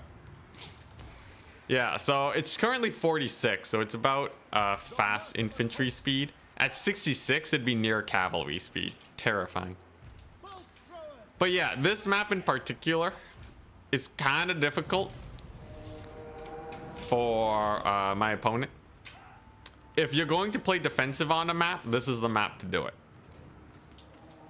As you can see here, he has a few tools, nothing too crazy. He has a Bunicaster. My goal here is to get some Lord Snipe action. I have a theory that Amber Spear can kill his Lord pretty quickly, but it looks like he's just diving into the trees. So it's gonna park over here. I gotta be a little careful. Gotta make sure we don't just eat some fat Bunas to the face. Maybe get some massive Amber Spear action. So he brings in the birds, the blood vultures. Good dragon stagger animation, saving me there. And she should be able to escape. That puts his ability on cooldown. But he's going for a fat rush. We must be wary. We must be wary. Lord has already taken a little bit more damage than I would have hoped for. But the Blood Vulture summon should basically do nothing, because we got the Harpies here. Amber Spear netted me 87 value for 6 wins. It's not the best trade in the world. It's also not the worst. Anyways, we just want to play hyper defensive here. We want to play extraordinarily safe. And just keep up the Amber Spears and all that. He Bunas the Harpies. Holy moly. They do heal in combat. Though if he routes them off post Buna, that's worth. I think he might. Buna got him. Well played. Unfortunately for him, it means he doesn't have a Buna for later though. So I think we're still okay. I'm just gonna keep playing hyper defensively here. Keep shooting up them Ogies. He shouldn't be able to kill me with these blood vultures. Although one of them will chase off my Harpies. We'll be okay. We're going to bring in the cavalry soon. There we go. Keep him pretty safe. I should be able to keep that thing alive. Going to get... He's really spammed the blood vultures. Jeez. All right, there we go. So he routes it temporarily, but is it worth? Well, if he's going to be getting lead belcher shots on my blackguard, probably, right?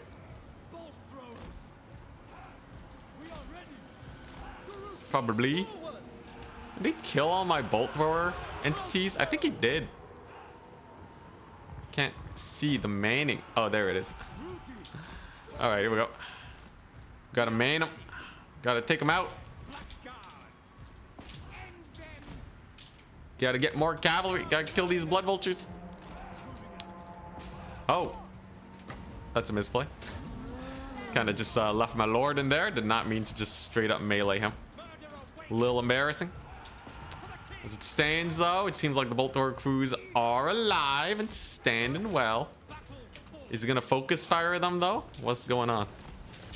We'll see, we'll see. As it stands, we're gonna be able to kill off a lot of his blood vultures. And he might not actually have enough to kill off all the blackguard. Here comes the big dive. I do have that Hydra over there. They're doing great. And okay, I do get a route on one of his lead belchers. Honestly, not the worst. Not the worst at all. Should be able to kill off these here Noblars. Love to see it. Breath attack on the Boglars. Let's go beat him up. And then I just gotta make sure he doesn't jump me. Now that these guys are routed, I should be able to get a lot of work done, right? There we go. I think he's gonna finally kill one of them, but it's not the end of the world, honestly.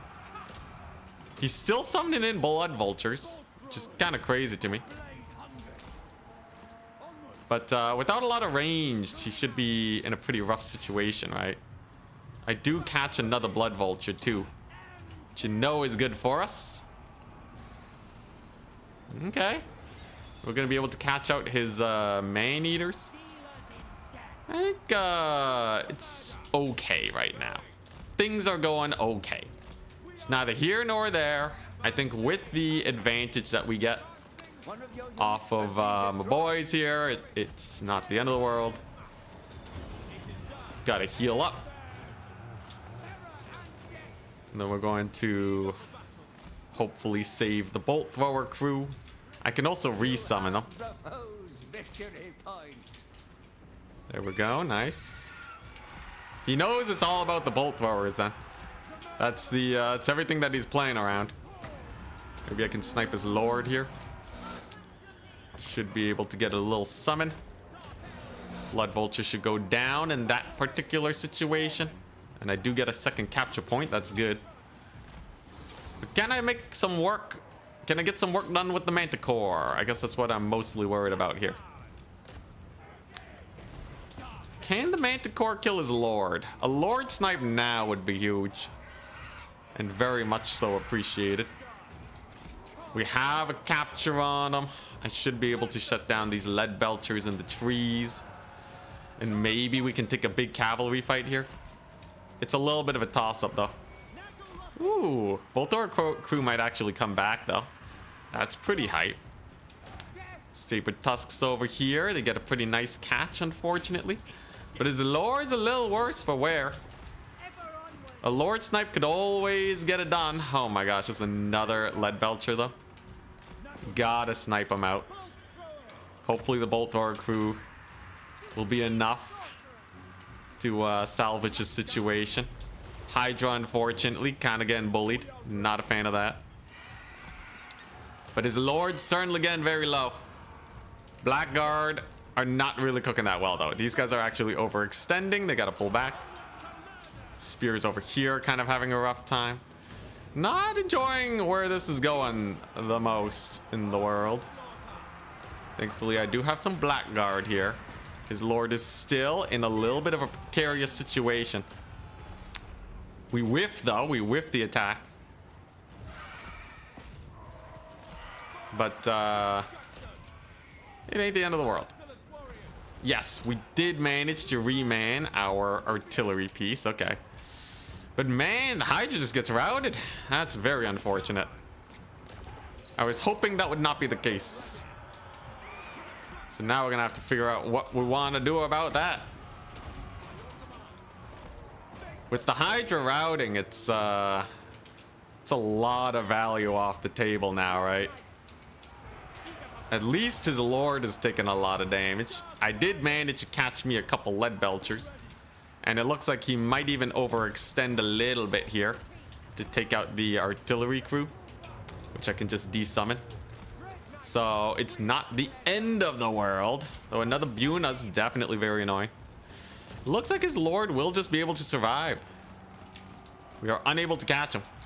And I gotta save that Hydra, right? I think that's our #1 goal here. I just have to keep it alive. At the very least. We got a nice desummon. But can I save it is the question. These birds are very annoying. His lord lives. And he's gonna be capturing another point. This is very bad. Is there any way we can save the Hydra? He's actually committed his birds here onto it. So we might be able to keep it alive. God, that assassin's annoying though. But there you go. All right, here's the plan.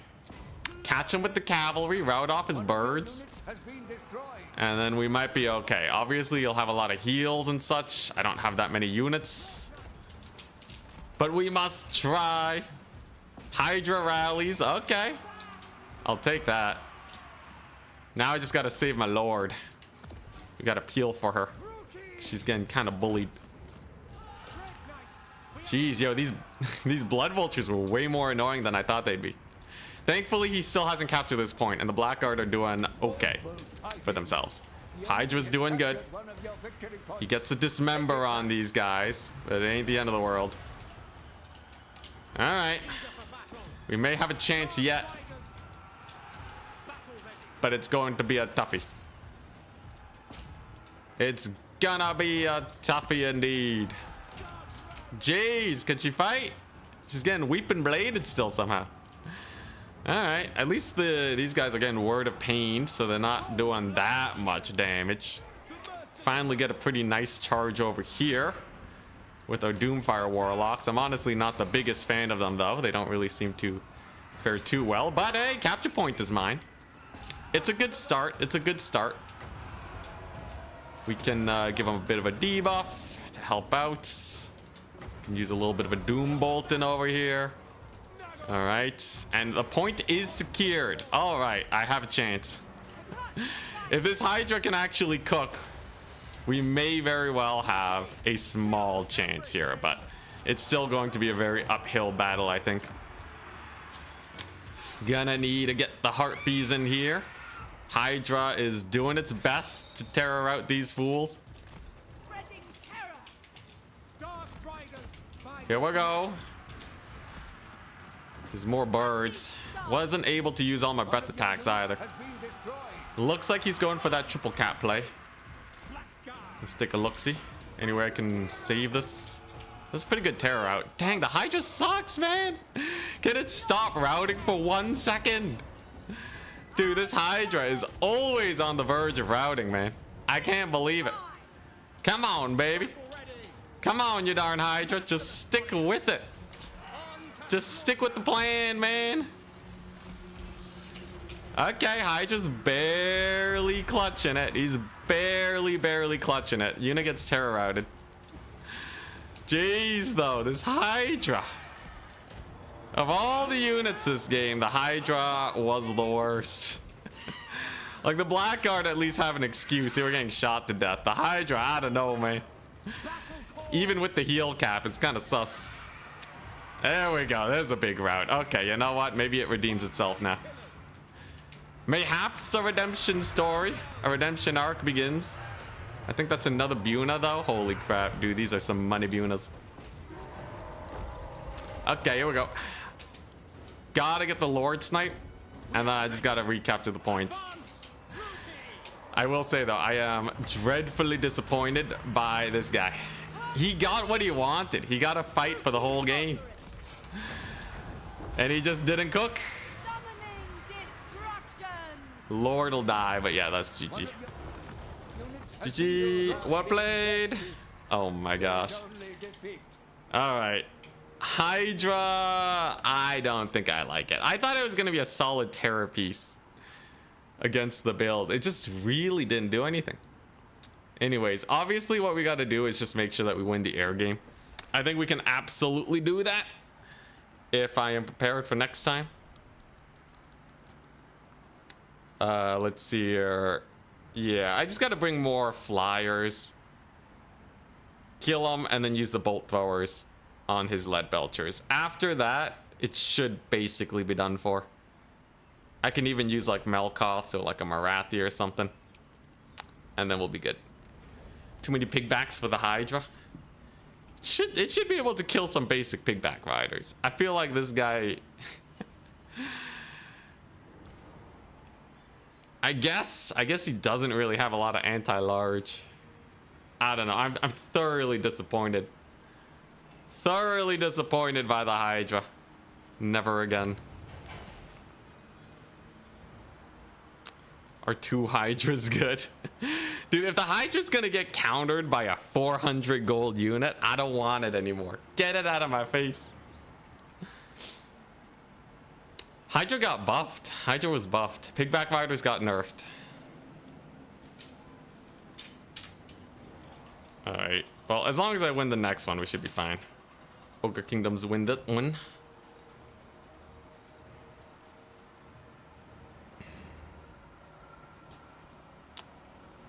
I think if we were to face Ogres again, I can just still bring in the double bolt thrower. And then instead of... yeah, bring in the double bolt thrower and then just don't lose the air game. Like, just bring a manticore, you know? If I bring like 2 manticores, there's no way his blood vultures can actually get any value. And then we can play a super defensive ground game. And then we should be good. Both throwers should have anti-large too, right? Yeah, bonus versus large 50. So they do a lot of damage to lead belchers. We just spam double manticore harpies. And then in a late game with a bunch of blackguard, he shouldn't be able to do much. They also do have a decent amount of HP at 90 per model. Would Scourge Runners have done it? Against lead belchers and the man-eater pistols, probably not. If I replace the Hydra, if you combine them with like the bolt throwers, they could have done okay, just okay. And then of course losing my harpy at the very beginning of the game to Abuna was very bad. That was kind of a silly play. I don't think I played it super well, and I think my build wasn't great.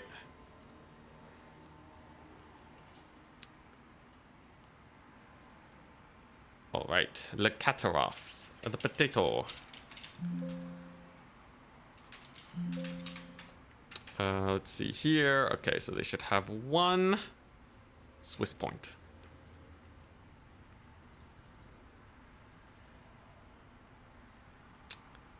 Your YouTube connection died for 8 minutes. Dang, you missed the whole game. At least we have some downtime. You can scroll back and watch the devastation.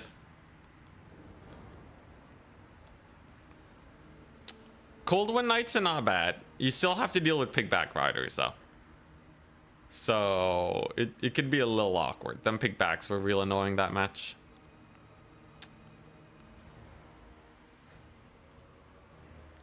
Big thing was I just needed some way to shut down them lead belchers. It was pretty interesting too to see him just suicide in the blood vultures, and he still managed to kill off the bolt thrower crew. Yeah, we lost. Yeah, I wonder if I think unmanning the bolt thrower crew might actually be screwing me, because if you keep it manned, they'll hit the actual thing a little bit more. I could also just leave like a unit of infantry, like bleak swords on him, and that'll make it a lot harder for him to actually land hits. But first and foremost, I should just have some manticores in the air against Ogre Kingdoms. Why no Sisters of Slaughter spam like in Warhammer 2? They weren't that common in Warhammer 2. Sisters of Slaughter were reserved mostly for dwarves, but I would not say they were that spammed. If pigbacks had knockdown states, they would be way worse. Yeah, absolutely. Yo, honestly, witch elves are not bad versus ogres, because they kill off pigback riders. If I'm to play dark elves versus ogres again, I think what we do is we actually do full send the witch elves. Take like a bunch of witch elves. Get a manticore over here. Get a manticore sorceress over here with the manticore summon. And the idea is you're just gonna transformation of Kadonum to death. You know, Curse of Honor here is actually not that bad to just make sure that your harpies win. So like if he goes bird build, right? This will shut him down real good. So you got your manticore, you got your curse, your Kadon. She's relatively cheap. I don't think you have to go full dragon. I think a manticore caster is kind of good enough. Shades probably cook. I think Shades could be okay. You still have to make sure you don't get full rushed. And then, yeah, so you have your Witch Elves. And I feel like I really want to still run those Blackguard starter pack. But you're gonna have to play super careful with them. Is there anything else I would want here? You know, having one Shade would be kind of funny. Singular Shade. I did beat Ogres one time with Shades because I just sniped their Stonehorn. But, yeah, and then the Doomfire Warlocks were only okay. I think Dark Riders are just significantly better in this matchup because they can get some sweet surrounds and catches on their back line anytime they're left exposed. In fact, just having a lot of mobility in general. Yeah, I might even just go for like the usual single entity build. Because sometimes you just don't have a lot against mass single entities. Though I guess that range build would have, right? What else would I want? Kind of walked into the Buna there.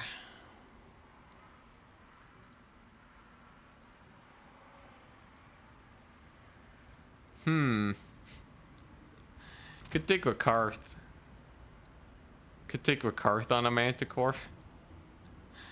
You can give, you can whiplash. You can whiplash your units. Is Rakarth on a Manticore good? He actually has pretty good stats. I could see Rakarth and just like a million Harpies just annihilate Lead Belchers.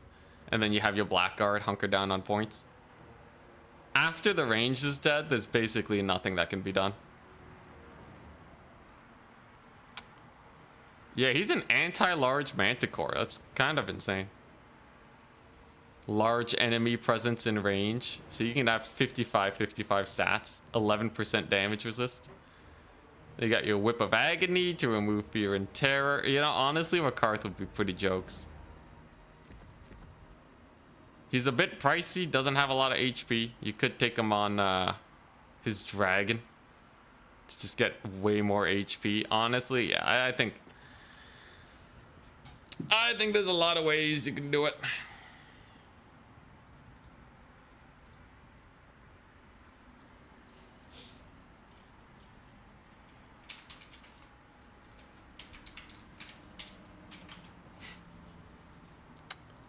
Apparently Ulrich Rahl has too many wins. I thought I fixed that.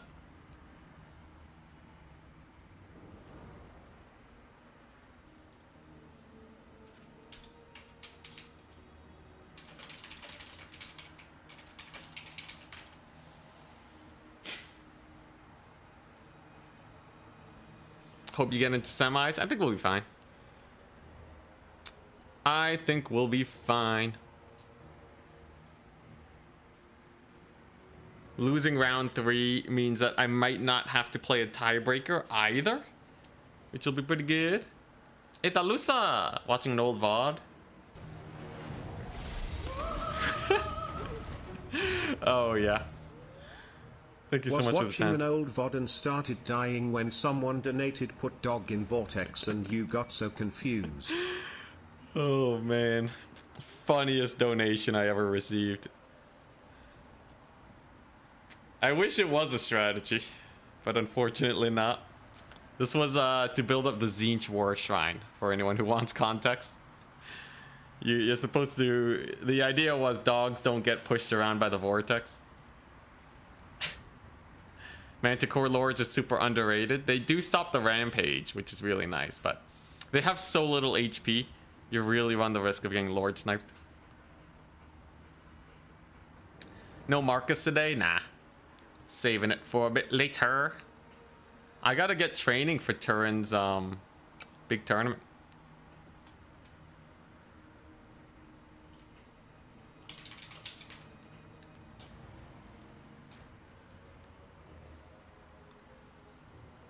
All right, Martin should have two Swiss points. I wonder if he'll face Martin again.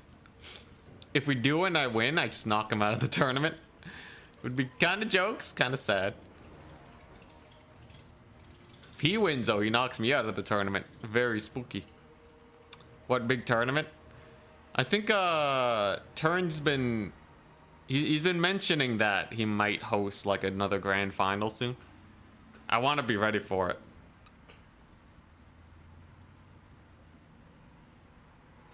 Which players do you train with? I actually don't have any training outside of my streams.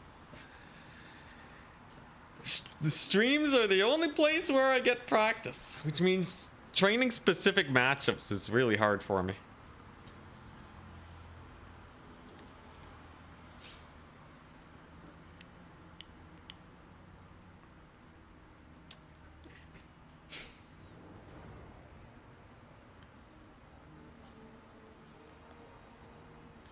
You want to see elite dwarves?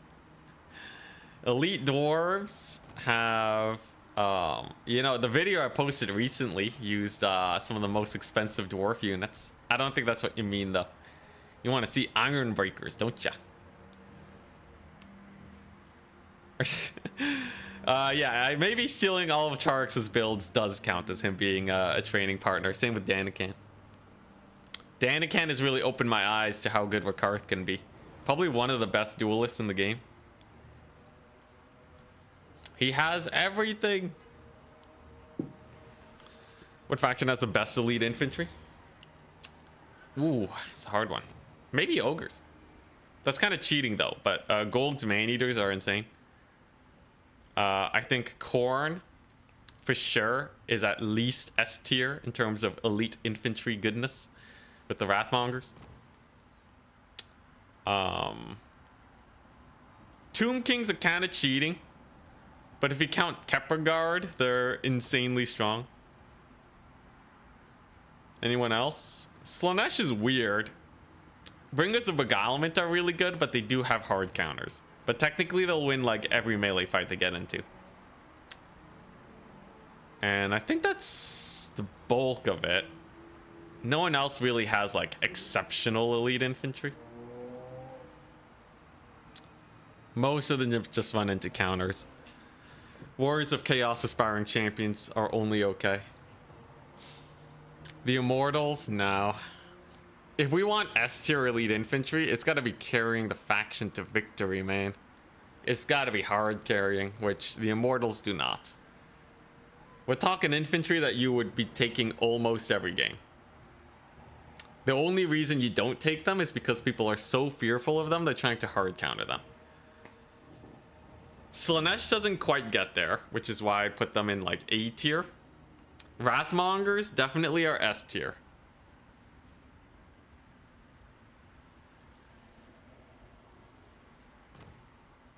But yeah, honestly, elite infantry just kind of suck in this game, don't they? They kind of just suck. Especially in domination. I'm sure they see a little bit more play in land battle, but still. Yeah, people bring Marauder champions. They're an A tier unit. They do their job as an elite infantry and no more. So while they see play, it's kind of just like Kaznorska just like kind of needs an armored unit and they're relatively cheap. But at 1,000, they're not even that elite. Festering Stooges. Festering Stooges are pretty great. Regenerating terror-causing infantry with 13,000 HP. I think Festering Stooges are up there. The only reason Nurgle doesn't go harder on the list is because the rest of their infantry is not that great. But I would say Nurgle probably gets into the A tier, in that they have infantry that kind of does their job and pretty well. If Turin swears by Chosen of Nurgle, they gotta be at least decent. Maybe a low A tier. One more match, by the way, and then the next round begins. Chosen will appear every once in a while, yeah. But I think at the highest level, there's just a few too many counters. What about undead factions? I would say undead factions. You're looking at... not Vampire Coast, that's for sure. We already went over Tomb Kings. And Vampire counts only have Sternsmen. if we're counting the Tomb King's Kepler Guard, Stearnsman's are worse. So I would say vampire counts are actually B+ tier in terms of their elite infantry. Skull Reapers are S tier. Ah, hell yeah, yep. Good old Skull Reapers.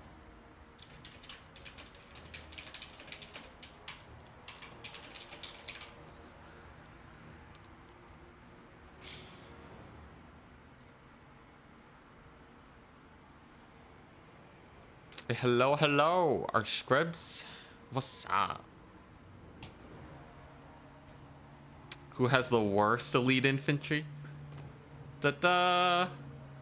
Who would have guessed? Imagine an elite infantry so bad that I don't think any faction in the game would run them if they had access. Cathay doesn't even have fast infantry. I don't think they would run Depth Guard. I don't think they would run Depth Guard. Imagine a unit so squishy that it makes Hargonet Executioners look tanky. It's pretty bad. I guess they technically have the hunger. They're technically a little bit faster. I think Depth Guards suck though. I think they're garbage. They're absolute hot garbage. They don't even have 100 armor, man. Although Executioners are also pretty bad if you just look at the comparison, but they'll crumble. These guys have Murderous Mastery too, so they actually stick around. Good old Depth Guard. Storm Vermin have more uses than Depth Guard by a long shot, and they're actually competitively priced. Let's see here. Is anything worse than Depth Guard? I don't know, man. The Temple Guard are great. Temple Guard's solid B tier. Dwarves at least will run Doomseekers. They don't really run Hammers or Ironbreakers, but at least they have something. Yeah, no, they might be the worst. Eshin Triads. People run Eshin Triads. People don't run Depth Guard. Bretonia doesn't have elite infantry, so they don't even make the list. Yeah, I don't think anything's worse than Depth Guard. Depth Guard are bad, man. They're bad. What's their leadership? 60 leadership. Why do they have 60 leadership? Why? Why do they have 60? They're vampires. Why does a fleet captain have 60 leadership? Oh my gosh. I guess it checks out then. Anyways, yeah, they just not enough HP. That's the biggest problem with them.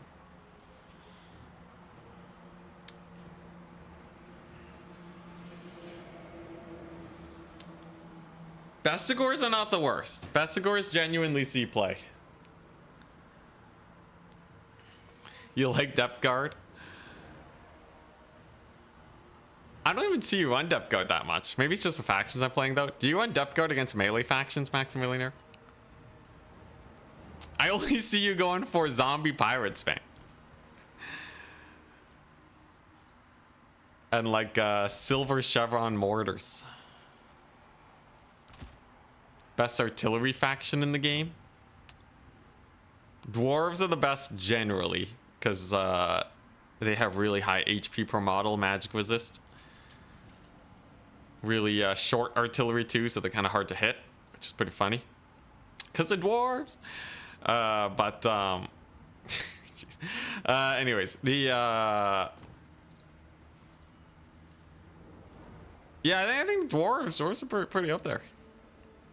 Empire is very high up too, though. But they don't bring their artillery that often. I don't know. Hell cannon factions are not bad either. Oh, nice. Next round. Advancing the Swiss. Goblins, round 4. It begins. I'm up against Pandameister.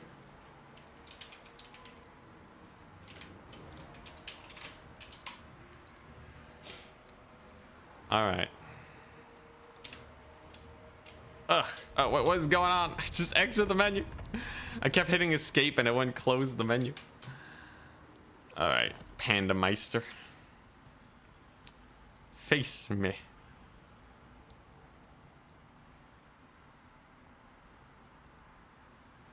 So, I'm Dark Elves. Panda Meister's playing the glorious Dwarves. I can't speak today. He's playing Dwarves. Hell yeah. Very interesting. So, what map do we want to do?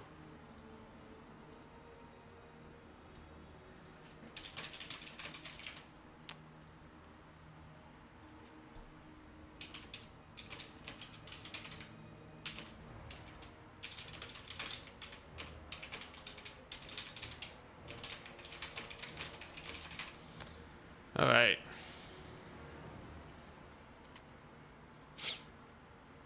So, what are we doing? How are we doing this? Probably just kite, right? Do I use shade greatswords? Is that the new hot tech? Greatsword shade 'em up. I will say I really do like the amber spear shenanigans that you can do against dwarves nowadays. Always a joy.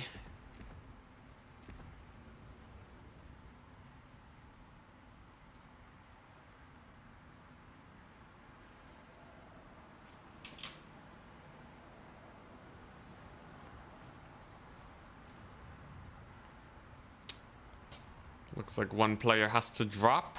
Martinus drops versus Ulrich Rahl. So Ulrich Rahl will take the win. As long as we win this, we're in the clear. Sipa and Halidin, both at 3 wins, facing each other.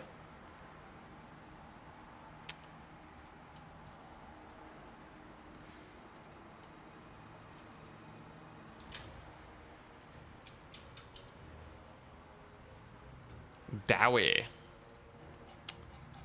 Cold Hydra time. I don't think the Hydras are that good versus dwarves.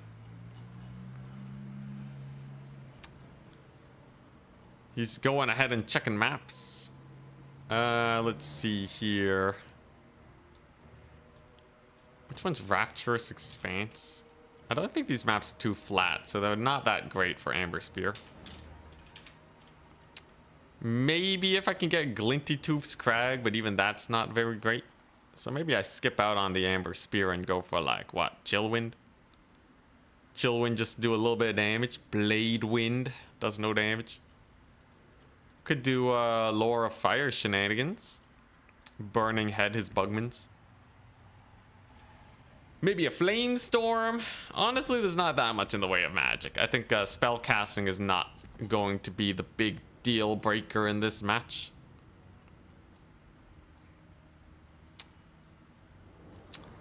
Yeah, Hydra will get feasted on. I don't think the Hydra's a very smart play. Dwarves can be a menace. They can stuff you up. They can go for ranged. Honestly, yeah, I think I just need this. This would be great. How expensive are we looking at? Mildly expensive, but still absolutely worth it.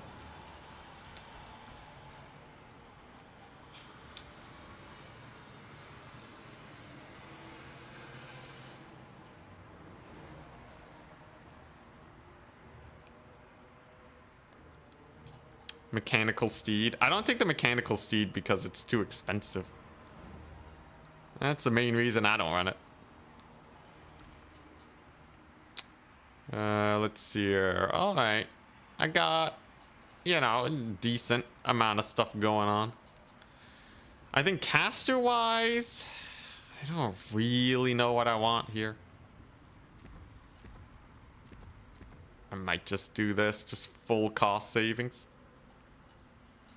Unless, dang it, you can't take casters on a chariot.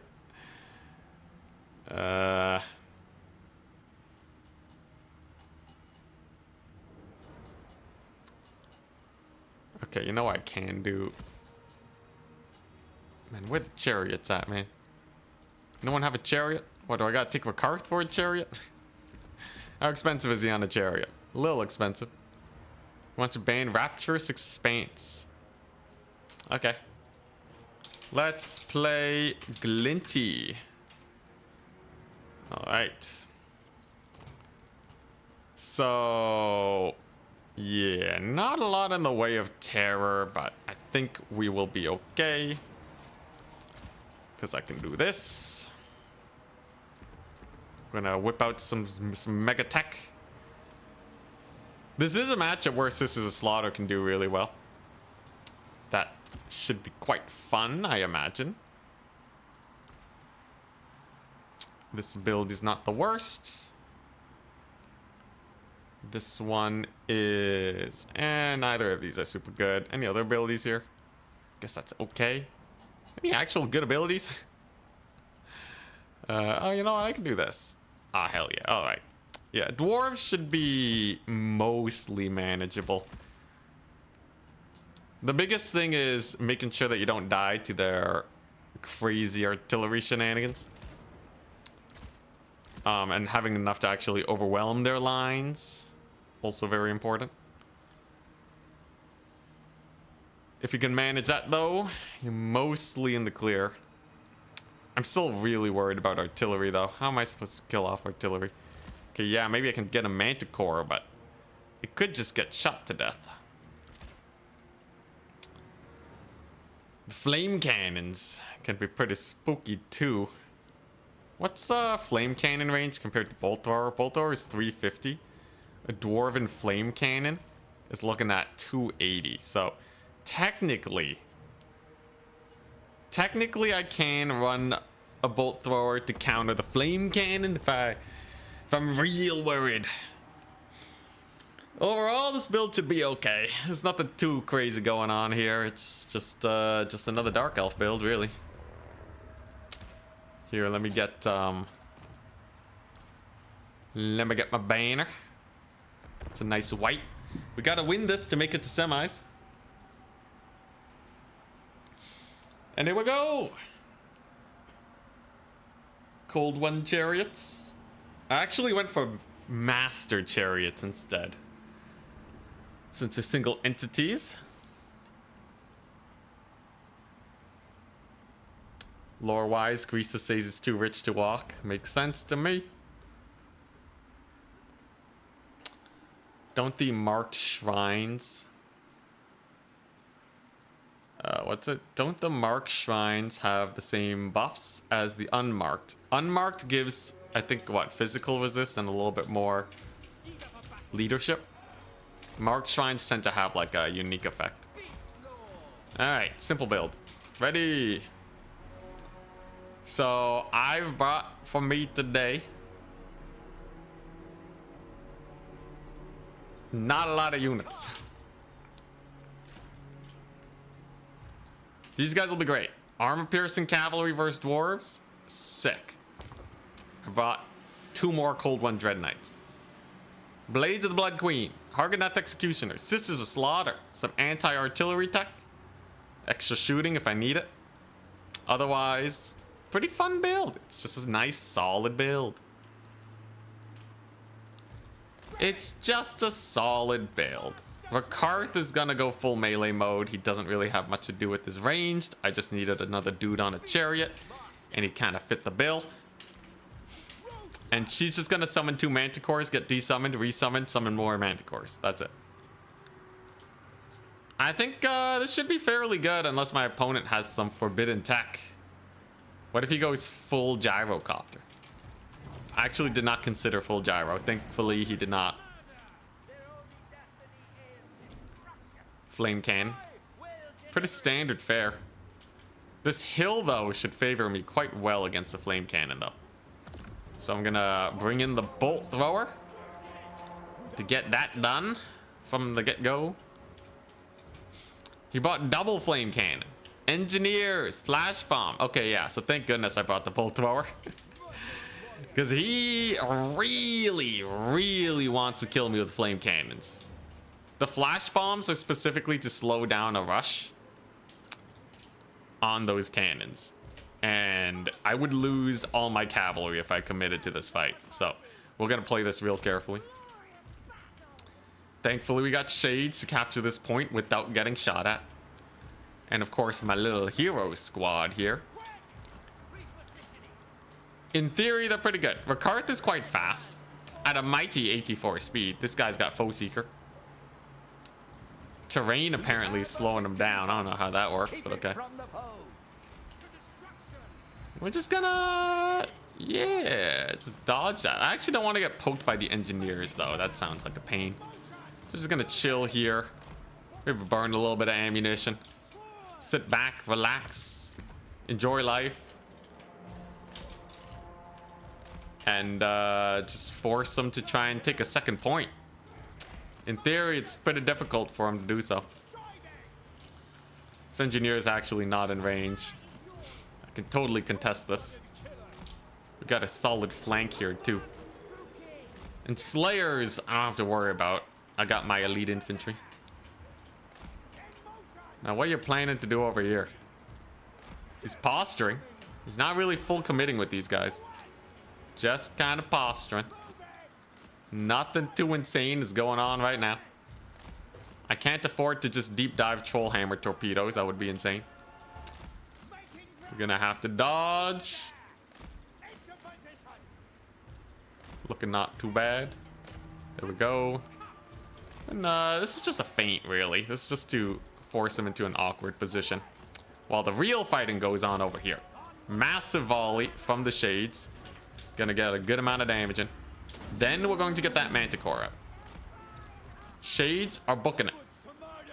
They should be able to play keep away and survive this situation. Manticore is out. We're running for our lives. Bolt throwers should be able to get in range. Now we gotta think about what I want. I think Sisters of Slaughter will be good. This flame cannon's certainly getting a lot of damage in. And okay, yeah, that Manticore just gets routed immediately. Kind of sad to see. Oh, he retargeted. Back up. Dread Knights, back it up. Don't want to deal with that. At the very least, the Bolt Thrower is in now. And we are seeing a pretty solid routing over here, right? As long as we can catch these guys, I'm okay. We can just keep annoying that thing over there. And the shades can back up to safety. In general, there's not too much to worry about just yet. As this flame cannon slowly get picked apart by the bolt thrower. The one and only matchup where I feel not bad bringing a bolt thrower. Ooh, that was a pretty nasty flame cannon volley. Gotta be real careful here. Gotta be real careful. This thing can get a lot of damage in very quick if we're not wary. Thankfully, its ammunition is not the highest in the world, but still gotta be real careful. We're doing a full backup retreat. Sadly, 14 Winds of Magic was already wasted, but I can probably get my Sorceress in here. She can cook up a storm, maybe get a little bit of work done. Of course, for Karth is a menace. Look at that.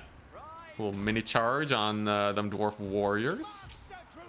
And you know what? I can actually full rotate with my Shades and get them into a slightly better position. Unfortunately for me, though, my Bolt Thrower is having a hard time actually getting line of sight. That's definitely an awkward position to be in. But this full rotation, you should not be too prepared for, right? In theory.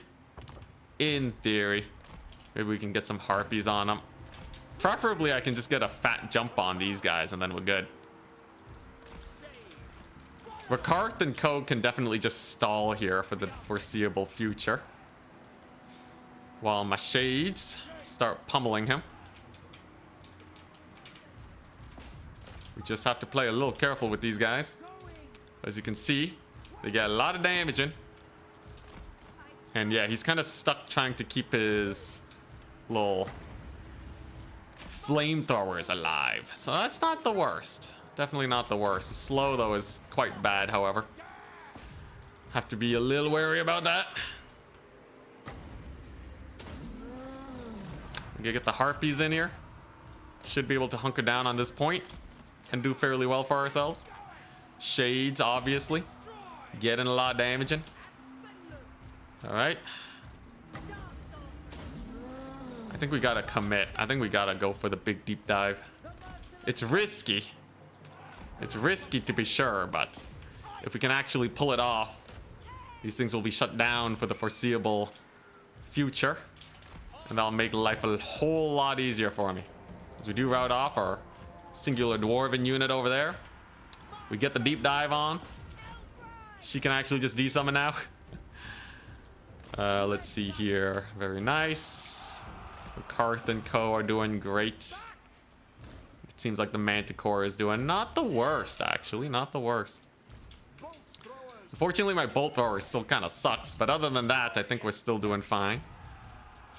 Here go the shades. Ooh, it's a pretty brutal volley over there. He's gonna try and pull them out to safety, but I think we're still goodies here. Bolt thrower is doing fine, and I should be able to capture this point over here very soon. Trading wise, though, it's not the prettiest thing I've ever seen.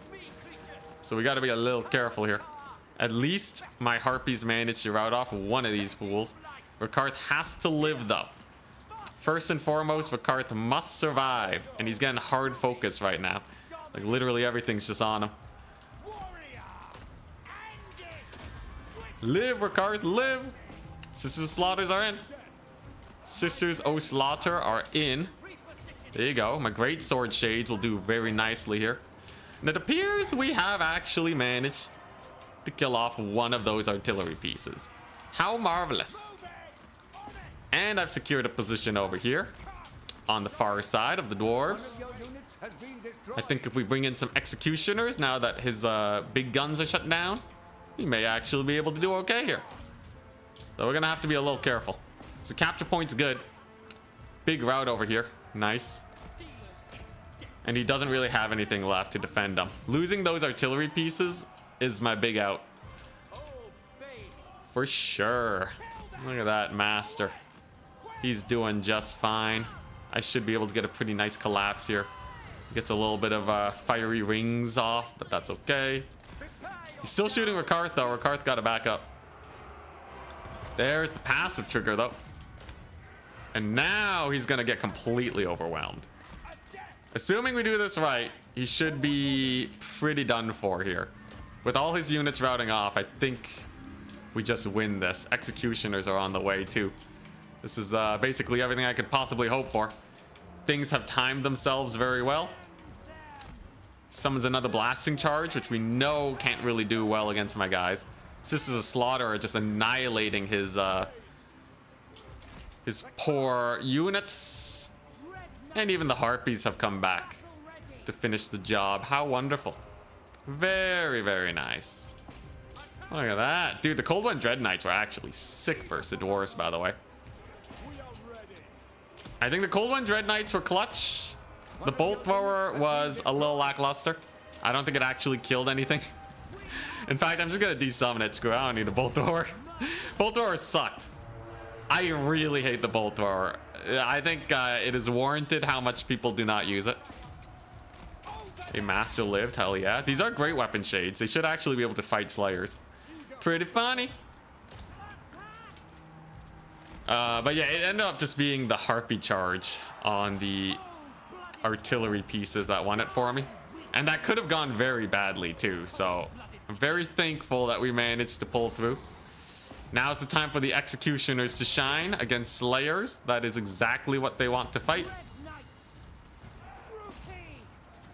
And what does he really have left? Not much in the way of everything. Manticore is cooking. It's a pretty nice dwarven defeat. I did take a little bit too much damage on my chariots, though. I think I was a little foolhardy with them.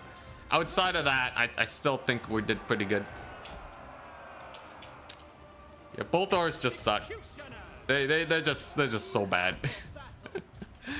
I'm never gonna run them again. Worst artillery piece of the game.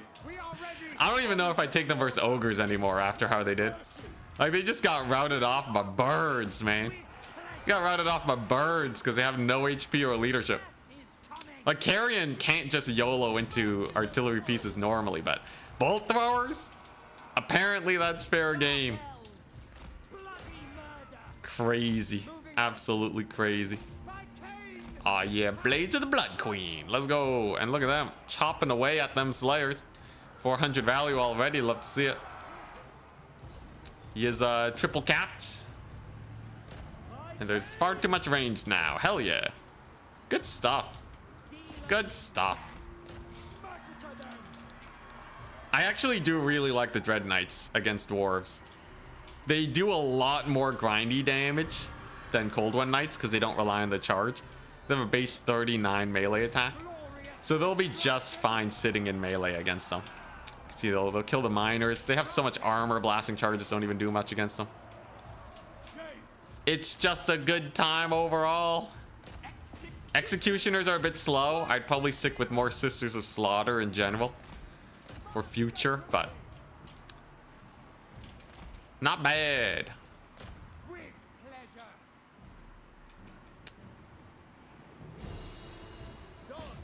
Blood Vultures are not really equivalent to Carrion, no. I think Carrion are like way worse than Blood Vultures. Hey, GG. 3-1 Intensity Classic. So you can see the shades. They did okay. They could kind of melee too. We mitigated most of the flame cannon value, which is exactly what we want. That was Dark Elves versus Dwarves. Dark Elves win. The Master only did all right. The Manticore summons were a little not too great because his Troll Hammers were really, really spicy. Excuse me. Dang, yeah, this one Harpy saved me. This one Harpy saved me the whole game. Boltor did not. But the Harpy did a lot of work there. He almost line of sighted me with the cliff. Would have been terrifying. By Sisters of Slaughter, do I mean Witch Elves? No, Sisters of Slaughter. 1,200 value. They're good, man. They're really good. They're fast enough to catch Slayers, which is exactly what you want. Cold One Knights did amazing. Dang, Dread Knights versus Dwarves. Yo, elite armor piercing cavalry, so good versus Dwarves. They're so good versus Dwarves. You finally beat Potatoes Devil on Wood Elves. Oh, hell yeah, Meaty Dangler. Wait, you telling me you're playing Wood Elves?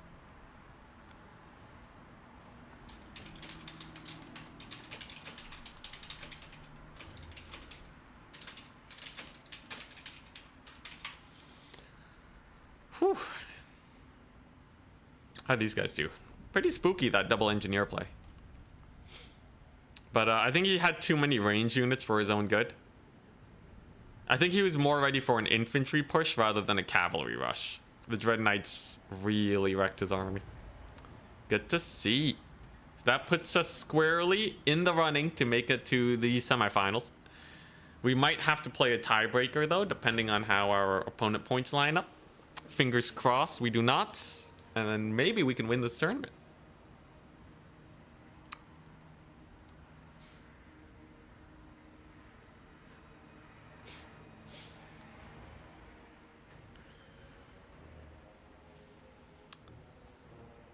Also, yeah, Sisters of Slaughter and Witch Elves are completely different units. The Regiment of Renown are called the Sisters of Singing Doom. I can see why the confusion is there. But yeah, no. Just because they're sisters doesn't mean they're the same. These ones slaughter, these ones sing. Very important distinction. These ones cause terror. That's actually pretty good. Terror causing infantry. Yo, that's kind of hype. Maybe I should try them out. What's the difference though? It's literally just the terror and extra stats. They have yeah, it's literally just terror. Would I pay 250 for chevrons and terror? Maybe. Depends on the faction. I don't think there's a lot of factions where I really need it. Dark Elves can field terror pretty easily with manticores, but huh. Anyways, yeah, these ladies got 58 melee defense, 40 melee attack. They're absurd. If they're losing in combat, they get a 8 melee attack, 4 AP buff for 15 seconds. That's crazy. The downside is they're very expensive. So they tend to eat spells for breakfast, which kills them. Very hard. Yeah, I'm not, you know, in today's magic meta, these ladies have a much harder time. 5 armor, low HP, no other resistances. They're asking to get breath attacked. But yeah, or cavalry charged. The cavalry being good means that 1 charge on these ladies and they're dead. Melee defense doesn't help there. You need mass. Unfortunately, they're kind of light. You managed 2 wins. Ah, hell yeah, Dark Horse. Get him, man. He was playing Wood Elves. He absolutely destroyed me in 3 previous new player tournaments. Ah, nice. Yo, Meaty Dangler, you're climbing fast, man. If you keep it up, you could pretty easily make it to some of the top players. At least in my head, you know, you could be like one of the top greenskin players. There's not that many people playing them right now. Champion of the Green Boys. Isn't 1300 heavy for infantry? It's pretty heavy. Cold One Dread Knight Mass. Each one is 1500. But like, everybody wants to be dwarves, though, right? Yeah. You ever wonder why your cavalry have a hard time killing dwarves? It's because their cheapest unit, literally the worst infantry, have a mass higher than the most elite infantry of other factions. Dwarves are freaking heavy. Lower center of mass, hard carry. It's yeah, it's a doozy. Good luck in the finals, thank you. Iron Breakers have a mass of 250. Jeez. Yeah, they're big boys. Very, very chonky. I think, yeah, no one really compares, right? You know, look at these guys. Look at these scrub lords. 1200. I feel like if elite infantry were slightly heavier, they would do so much better. Yeah, dwarves have 250 on Iron Breakers. Celestial Dragon Guard have 125. How about Chosen of Corn? 1600. 1500. Chosen of Corn are easier to knock down than Longbeards. Wow. Saurus have really good mass too. Let's see this. Saurus Warriors. Ooh, 1900. Or I mean 190. Temple Guard with the 210. Look at that. Your Saurus know what's up. They're loose formation though. If they were tight formation, they'd do so much better. You wish instead of small on dwarf unit size description, it would be described as short. That would be hilarious.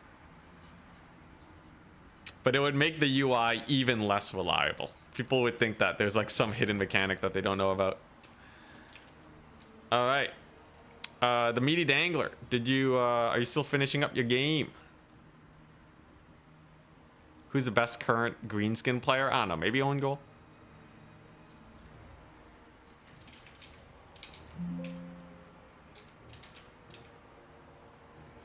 Or no, this isn't the Meaty Dangler. This is the mighty... This is the mighty something. Yeah, my bad. I thought... I saw the, and then M, and then a G further in. I'm like, that's the Meaty Dangler. But no, it's actually the Mighty Guck. I see. Your long lost brother. So, okay, yeah. They will not impact the top 4. So, let's take a look-see. Alright, lots of players with 3 wins. We're gonna get this started nice and early. So, what are we looking at? We're looking at 1, 2, 3, 4, 5, 6. So we gotta get rid of 2 people, which means it's at left side is top bracket. At Anticity versus at Daceberg. At the Meaty Dangler versus at Ulrich Rawl. At Hilidin. At Sipa.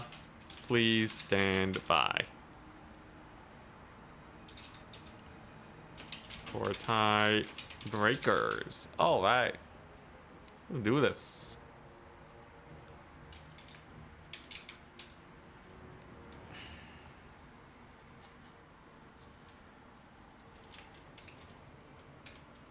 So we are up against Daceberg. Yo, we are playing tie breaker. Gonna have to win the next 3 matches in a row if we're gonna win this here tournament. Using the elite Dark Elf shenaniganry. I'll ban. What's your faction? I'm Dark Elves. We're gonna need to play this one smart. No more losing to Ogres. He's Vampire Coast. Interesting. Oh boy, how to beat Coast. Creeping Swamp. I do. I'll ban Itza. Itza's kind of awkward for Dark Elves. Really nice for Coast because they don't have to walk very far to the points. I want them to walk as much as possible.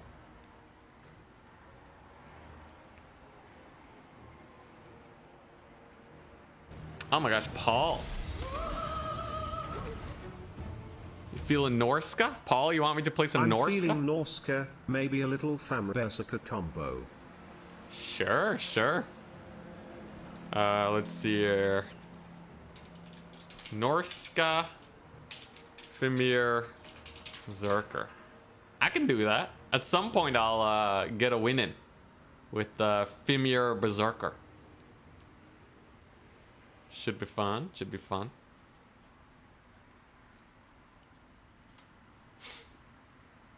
Bring up the list. All right, he wants to play Creeping Swamp. Sounds good to me. So let's see what we can do. Thank you so much for the donation, by the way. I don't have a lot of sponsors, so you guys' donations actually do a lot to keep this show running. Now, how do we beat Coast? Generally, you want to shoot Coast to death. They could have mortars, though, right? You could have mortars.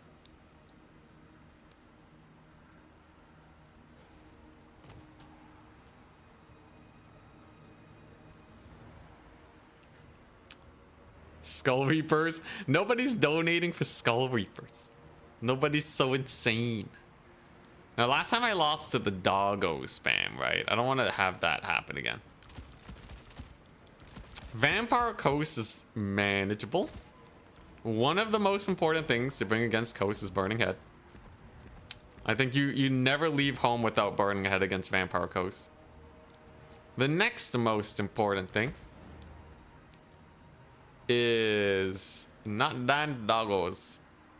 How do I not die dogs? Do I want harpies? I feel like the harpies will get countered by dogs pretty hard if I'm not careful. You done so twice, Decay? You donated Skull Reapers twice? When was this? When was this?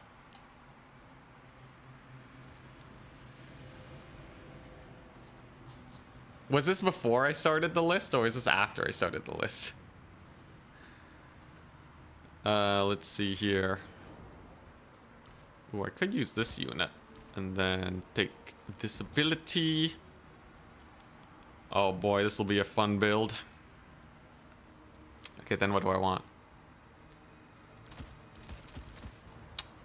The Royal Dark Elf. Oh, it's like a month ago? Oh, okay, that was ages ago, man. I think that was pre-list. It's pre-list. The game's gaslighting me into Skull Reapers. Oh my gosh. Let's see. See, no one wants to pay money just to see Skull Reapers die, you know? Although technically, if you pay enough, then I have to win with them eventually. In the semifinals. So actually, it's all... I have to win with them if you donate at all, right? Crazy.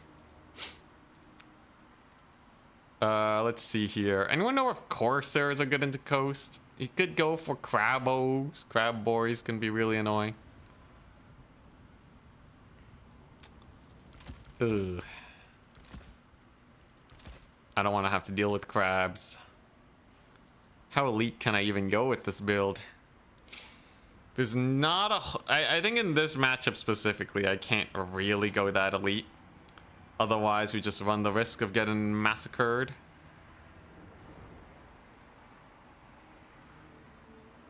I don't want to just die and get knocked out of the tournament. It means we get fewer matches.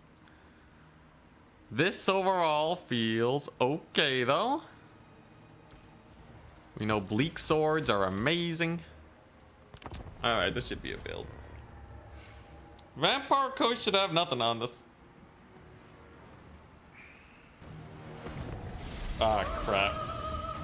2 donations? Oh no, what we look at that. Skull Reaper win. Okay, alright. Alright. You guys. 3x Reaper Bolt Thrower. Alrighty. Great. Right before I check in. Alright, alright. My favorite. Oh, it's my favorite unit. Good old Skull Reapers. And Bolt Throwers. Oh boy, alright. Alright. I could still make do. I'm not a coward.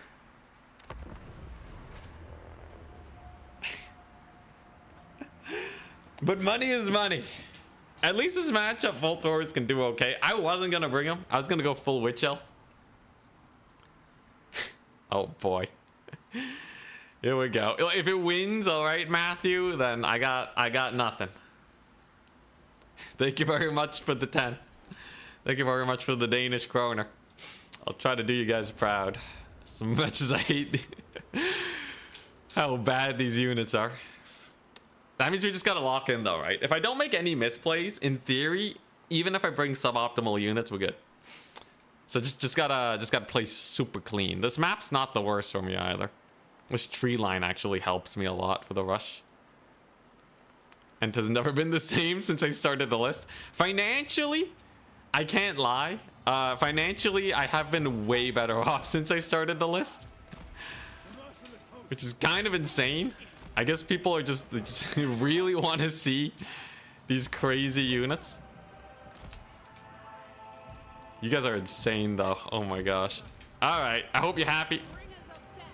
Now you have to win with this. If I don't win with the triple bolt thrower, it goes back on the list. So that means it's actually relatively high stakes.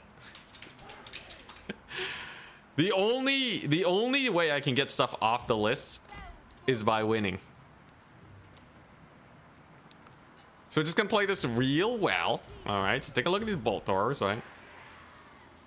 Gonna be perfect for killing off stuff like artillery, which he has none of. He actually went for double deck dropper handgun, Silastra, depth guard, pole arms detected, 2 bombers. So it's a good thing I decided to bring me some harpies. Harpies are a good start. He doesn't have much that can actually counter them. So if we bait him out, we're good. Look at these executioners too. They'll be having a great time. Let's get on to those points. These witches are very fast. And okay, he brings in the double fellbat. Now, can I actually contest the air game? You're only allotted 6 flying units in the game. These guys are more expensive than fellbats. In theory, they win. Silastra has just Tide Call. And Vangeist. Wow. Alright. Summons in doggos. I'm not summoning in these guys until a little after. I need to kind of catch them off guard here. There we go. So let's get the harpies in. I gotta kill off these fell bats first. First and foremost, fell bats gotta go down. We just gotta swarm and overwhelm his air force. And then that should be enough to get me some early value. As you can see, you can't really do much about this, right? I don't have to worry about getting shot very much either. That part's totally fine. And then I got Dark Riders. Now, unfortunately, my bolt throwers just don't have any line of sight on them. I'm just going to have to accept my fate. Guess the executioners can go over here. I don't know. You got some of his bats crumbling though. And Silostra, she dies to these guys, so I'm not that worried. This will be a pretty good burning head too. The executioners are in. A good start indeed. Executioners have caught the fell bats. No one thought it would be possible, but they've done it somehow, some way. In the meantime, we're catching out his deck droppers. Will they land? Will they stay in the air? It looks like they're just chilling. Oh, burning headed my own guys. Whoopsie daisies. What is that? Night summon? I don't know what that was. All right. Anyways, he's gonna lose his flying range units. Just gotta make sure I don't eat a Vangeist or something, and then we're good. Bolt throwers will do fine. We've killed off one of his deck droppers. Deck droppers are janky and very hard to make work. As you can see, Lord does have a little bit of physical resist boost. And Silostra can only do so much damage, right? Should just be able to kill her.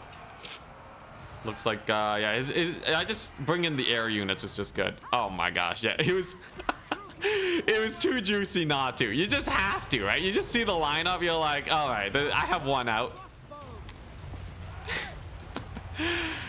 Oh boy, I'm not gonna let him do that to me though. That would be rather absurd to just let him. That would be kind of hilarious if I did though, but not today, good sir. Could have tried to cancel it too. That would have been pretty jokes. Anyways, as long as I don't get hit by these bombers, my DPS will be through the roof. Unfortunately, these night terrors are actually kind of spooky, but without bombers, he's pretty done for. I don't think he can do much there. I even have a burning head to chuck down his lines. More Moringulls, not a problem. Executioners doing their best. Have the bolt throwers done anything? I don't think so. I believe they have done nothing. The bolt throwers, they do nothing. Here we go, more harpies to kill off the bombers. That will be great.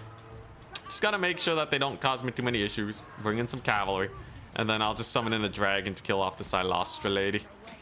She ain't the big problem. He's bringing in a lot of Moringulls though, but as soon as these guys are done for, we'll be okay. It's just a big old melee grind, or maybe not. Actually is kind of sus. All right, I should be able to kill them. We'll see how the witch elves do in this situation with the rampage. I didn't use the rampage on these ones. It's a misplay. But we have killed off his bombers. Depth guard polearms are in. We'll see if they can actually do work here, especially with my passive triggered now. Things are gonna get a little sus. Then the Silostra killing crew, they have arrived.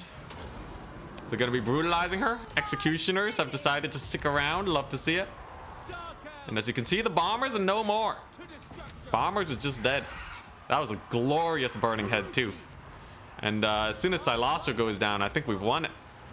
A little tide call there, not gonna really do much. Depth guard polearms sucking as usual. 500 value. Silostra's getting bullied. Love to see it. And I believe this one's a victory with the triple bolt thrower. Was it good?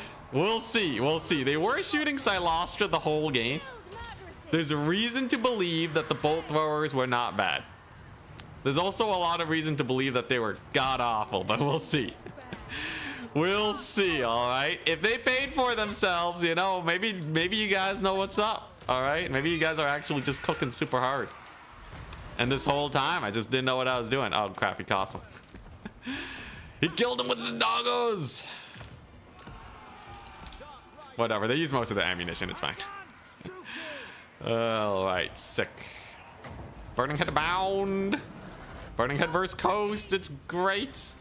Look at these guys. Remand that artillery piece so that your HP counts as technically higher and you don't rout. It's a weird tech, but it works. Oh my gosh, shattered the zombie pole arms. Wow. My lord routed. Kinda sad. She rallies them. And the doggos are mostly dead. Yeah, doggos and bats are gone. All I gotta do is capture this point. A solid victory. Huzzah! We did it! We won with the bolt throwers. Alright.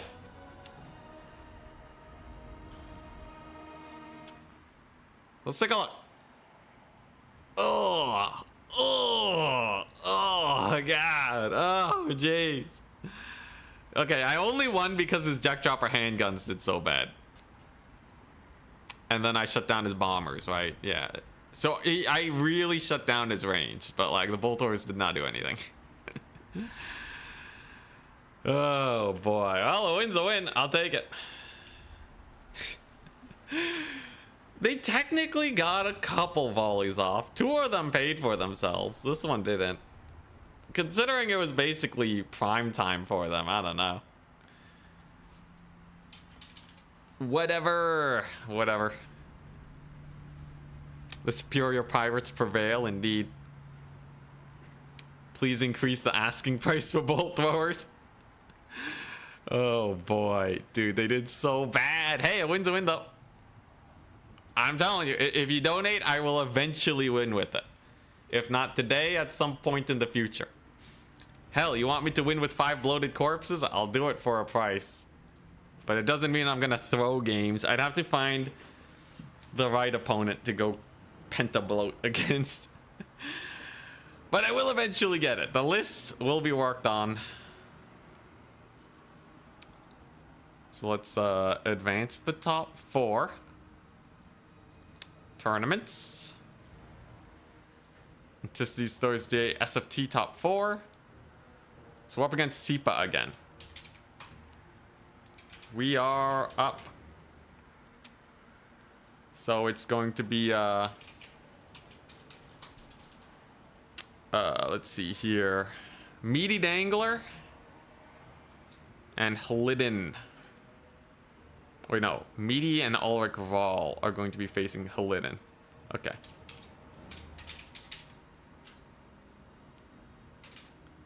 Halidin. Okay.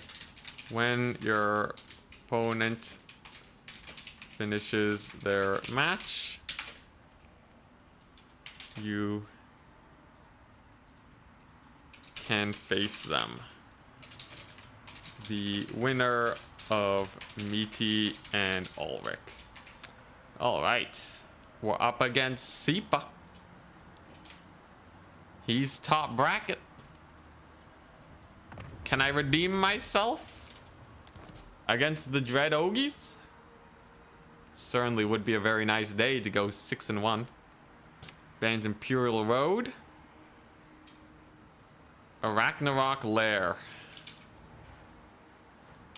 Or Eastern Isle. Let's play Lair. Let's play Arachnarok Lair. Lots of trees, fairly wide map.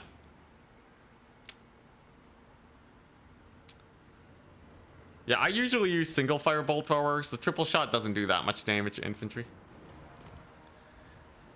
Okay, Ogre Kingdoms Arachnarok Lair. How do we want to do this? How do we want to do this? So he's gonna have them super annoying powder guts. You could use the trees for cover to keep his ogres safe. How do we want to play this out?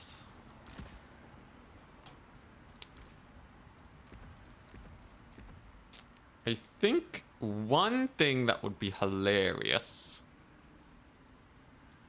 Yeah, do some of that. Take this and that. Oh boy. I just gotta make sure I don't get lead belchered into infinity and beyond. And then I want to do this. This has always worked out very well for me. Spellcaster wise was pretty comfortable. I think Doomfire Warlocks kind of suck. Screw them. And what do I want? Actually, I could just do a bunch of this. Yeah, just don't run expensive cavalry because he ran Buna last time. He might not run Buna this time though, but I think that at least this is a fairly good start. And then the super secret tech, we go for this. And then maybe one of these guys. Big question mark there. I think it's worth. Yeah, I feel like this build. I feel like this build gets there.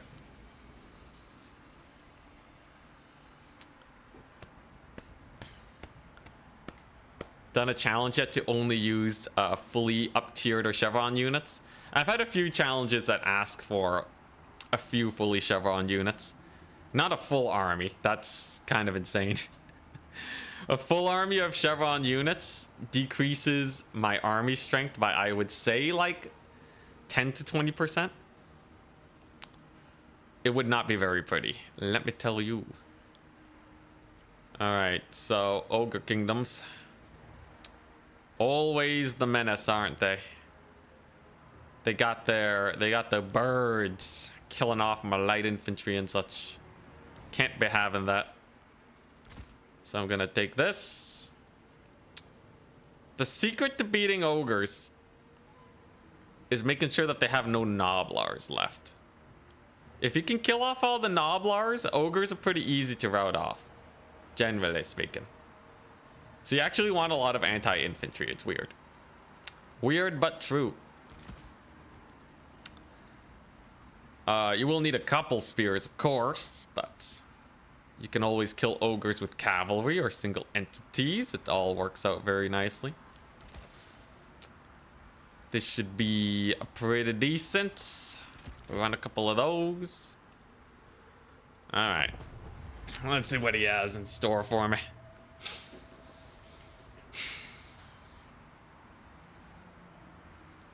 Ogre's always a little spicy. Can Blackguard be good? They can be okay. I gotta kill off all his range units for Blackguard to be good though. So let's see. This is going to come down to play style. It's very easy to misplay against ogres. There's a lot of trees here, which can give him some awkward fights at least. But Ricard.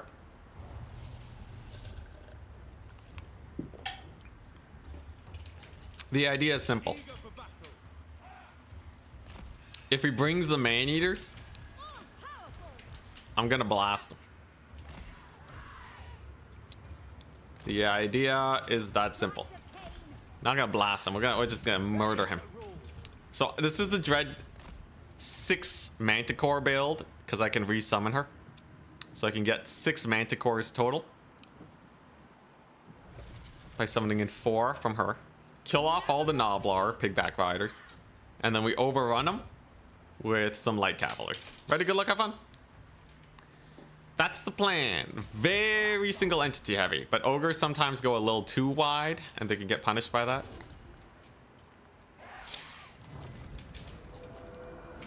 He has brought a Buna caster, so I just don't bring in the elite cavalry. Just don't bring anything elite. Looks like he didn't go for the lead belchers this time, though. Actually going for Golg. Does he have Golg's man-eaters here? Do I kill his caster? What do I want to do? I feel like the opportunities are endless here. Golg is drinking the Bugmans.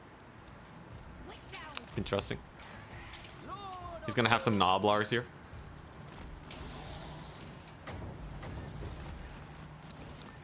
He has his little hero. He's a little unsafe though, right? I think he's real prone to just getting sniped right now because I can't just bring an overwhelming force. Bring in the double manticore. Get in with the big boys. Looks like double manticore is in. Rakarth has absurd levels of anti-large. He'll be great. And once I get these harpies in here, we should be able to just kill these guys off, right? Get another manticore summon. Beat up that Eshin dude. He gets the Biuna on the harpies. But we're seeing some big routes, right? We're gonna buff him up. And then we're just gonna let Rakarth cook. At least that's the hope. Blackguard are in. Certainly gonna do very well. These are Ogre Bull dual weapons. I've got to be a little careful about them, actually. Let's get that Witch Brew on.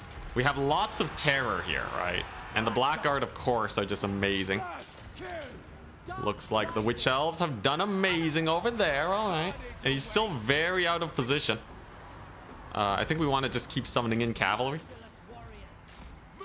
Hopefully I can rout off these pigback riders. Got to be super careful here. But the Blackguard are doing okay. Trading wise, it's a little sus though, right? Ogre Bulls are kind of a menace. But with gold so exposed, I should be able to get a lot of work done. Of course, a Blackguard will do really well. We have all these boys over here. A lot of cavalry, right? So here's the play. We get Rakarth out of the blob and into a victorious position. He needs to bully his lord here. Golg's gotta die. That's the plan. Everything else is very straightforward. He doesn't really have access to good magic either. That's holding him back rather hard. There's the debuff. Removes his melee defense. Gonna hurt a lot. He's sending in the boys to try and save him. That's exactly what we want to see. That means he's a little worried. Blackguard is still cooking. The Manticores are doing great. But Gold does manage to escape, sadly. I do have another Manticore for him, though. We're hunting, man. We're hunting. Great passive trigger. And the value trading is now in our favor. Love to see it. So there's the Manticore. We're just going to send it straight onto his face. I can even land with this Manticore and get maybe a solid charge. Rakarth's the beast. So he will just devastate everything he touches. And yeah, I'm just going to keep summoning in cavalry. With his army so beat up, cavalry cleanup crew will do great. Gold did get the heal, but Dark Elves are simply too powerful. Rakarth's a beast, man. He's an absolute unit. If you want to win a single entity fight, you go Rakarth. Look at him go, man. He's crushing it. Then, of course, Terror is just a pain. And then Blackguard of Nagaron. No lead belches this time. He thought I wasn't going to run Blackguard a second time in a row. But we're insane like that. We bring him in. There goes his little assassin. Nice. We desummon you. Blackguard can just crush it in the trees. Nice. And I believe that's a pretty solid win. Wonder how his lead belcher build would have done against this, though. Because obviously my opponent changed his build and I did not, right? Nobblers, by the way, they died to Harpies, so I'm not too worried. Oh, he Bunas them. They actually have a lot of HP, though, so I'm not that worried about them. Golg is getting murdered now. Rakarth got that bonus versus large 15. He's a terrifying little guy, isn't he? What are you gonna do? You want to suffer as I did here? Have more birds that are just super annoying against your cavalry. Haha. Vengeance shall be mine. Manticores will be great here. And this rear charge should seal the fate of all these guys. Rakarth also has some really nice buffs, by the way. He has some exquisite buffs that keep his units fighting and dealing a lot of damage. Manticore's doing great. Plus, we'll have some Witch Elves. Blackguard are still alive, still holding, having the greatest time of their life. And I can use the Manticores to kill these Mournfang cavalry in but a second. Gotta make sure Gold doesn't heal. But yeah, he's pretty done for, right? I just have too much of these guys. These birds. So take a look at this. We bring in the Crows of Cain. We give them extra stats. We debuff. the Mournfang cavalry, their melee defense. And suddenly you have Mournfang cavalry that are just melting, right? Look at that. They got nothing on me. Instant rout on the Mournfang cavalry. That's one of the most elite Ogre Kingdoms units he can bring. And they're already gone. Good to see, good to see. Couple lead belchers, not a big problem. Just gotta keep chasing down these Mournfang cavalry. There's still Whip of Agony. Ah, I see. Alright, you know what? We'll just ignore the lead belchers for a little bit. I don't want to tussle against lead belchers and get Rikarth potentially snivity sniped. Looks like we've cleaned up most of his forces though. It really is just the lead belchers at this point. Very good catch. There we go. Yeah, Gold's just gonna heal for the next little while. There's not much I can do about that. Countering the Buna by spamming light cavalry though, really, really good for us. I think that was a magnificent choice of play. And then having all those Manticore summons at the beginning was a huge kind of value play for Magic. I think that worked out really well in our favor. I think it was just all good. And also exploiting Gold being out of position. But yeah, you can see now that we have enough magic, we just resummon her. I really like this transformation of Kadan tech when it comes to rush builds. I think it's actually pretty sick. I think it's pretty sick. What do I do now? We've triple capped him. I just gotta make sure he doesn't come back too hard in the value department. And that means these lead belchers gotta be occupied for the next little while, right? We're gonna see if Rikarth can maybe land a breath attack on a moving target. Color me slightly skeptical, but you never know. Looks like he does get a dodge. Overall, not the worst. Rikarth is still alive. I think we can send the Harpies in now. These guys are just a little too low to really participate in the battle. Unless he's been saving up a lot of money, I should be able to get a pretty nice finisher charge here. There's the Whip of Agony. So they get 66 weapon strength. Jeez. Very nice. Keep up the charge. He's stuck Bunaing Dark Riders, which is hilarious. And Rikarth is just chonky. He don't die. Rikarth refuses to die. Very nice. All right, so we shut them down. Gotta be a little careful with Gold. Just a wee bit careful. Looks like they are slowly going down. Lead belchers taking a lot more work than I thought it would to actually kill them. But they are dying. I gotta really make sure I don't get army wiped here, right? Playing on the offensive like this is a high potential army wipe situation. Look at Rikarth just getting staggered into oblivion. He should be able to escape though and maybe get a good breath attack. Gotta be real careful though. He's going for the Lord Snipe. Lord Snipe alert. Rikarth gonna live though. He should be able to play keep away. There's a debuff just to kill off those Ogre Bulls. There we go. Nice. Alright, and I still have a lot more Manticore summons. I think if I just keep YOLOing Manticores in, we'll be okay. There we go. These guys gonna tear out to the Manticores. Actually doing pretty well for a couple Ogre Bulls.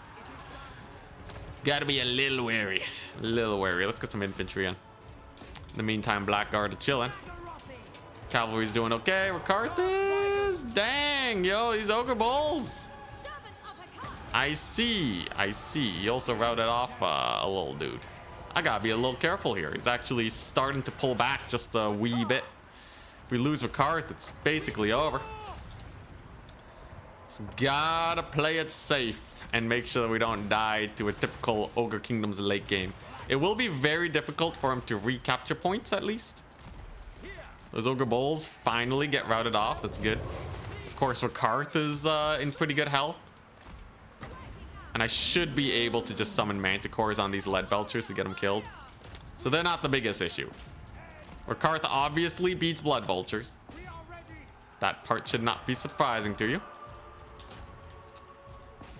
Alright. Blood vulture's going down. He's still gonna be down his caster. As long as Karth lives. As long as he lives, I'm happy. I think my Dark Riders win this because they have their passive triggered. Meat feast on those boys. Insane. Okay. There's another big volley from the lead belchers. Annoying little guys. I think we're still good though. I think we're still generally pretty good. I'm gonna need some witch elves. Witch elves over here. I actually got a little sus for a second. Got a little sus. There's another Manticore summon though. Indeed, Dark Riders did win against a Saber Tusk pack. That's a good uptrade. Of course, Karth is just a beast. What a beastly man. Unfortunately, Blood Vultures get the charge. Is Karth gonna die? Is Karth gonna die? He might rout. Oh my god. Dude, these are the strongest Ogre Bulls I've ever seen. I see. Well, that changes a couple things. I guess we're just stalling. I guess we're just stalling on these points for now. God dang, you got Karth. You got my boy. Alright. I'm not gonna let him come back though. We're not gonna let him come back. It'll take him too long to capture this point with the Witch Elves coming on in. He has Ogre Bull dual weapons.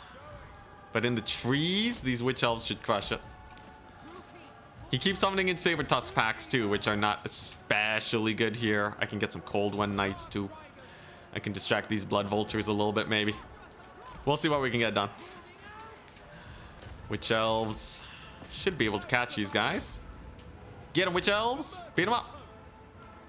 And then I can start, I can start pulling him apart a little bit. While he tries to go for this point. Good stuff. Alright, there you go. Witch Elves caught the Ogre Bulls. Love to see it. Love to see it. I don't like this many Noblars, but we should be fine. This lady can hold the point with her great capture weight. Some Dark Riders, mayhaps, could do really well. Nice. Yeah, yo, the Witch Elves are crushing it over here. Absolutely dumpstering. Alright, here we go. Let's get that rampage. Those Witch Elves cause terror. They're perfect for this. And Noblars are expendable, right? No. Pigback Riders are not expendable? What's their capture weight? Huh. Not expendable, but the capture weight's still 2, so it'll actually be really hard for him to retake this point. So we just win. GG. Made it a little bit sus at the end by overextending. But we still win. Which means all I gotta do now is win my final match of the day. Blackguard did okay. Double Manticore was amazing. Manticores versus Ogres. Turns out they're very good. Witch Elves to clear Noblars. They got the job done. Karth got a lot of value. Very good gold micro, I must say. But the early game was just a little too good for me, right? That rogue lead belcher summon in the late game, though. Jeez, that value. Almost pulled it back. Yeah, so he bought all his range in reserve. Interesting. Mostly Noblars against my mostly anti-infantry. Scary game, nonetheless. But a victory is a victory. There's a Blackguard. Yeah, weirdly enough, bringing anti-infantry against Ogres, it's actually the meta.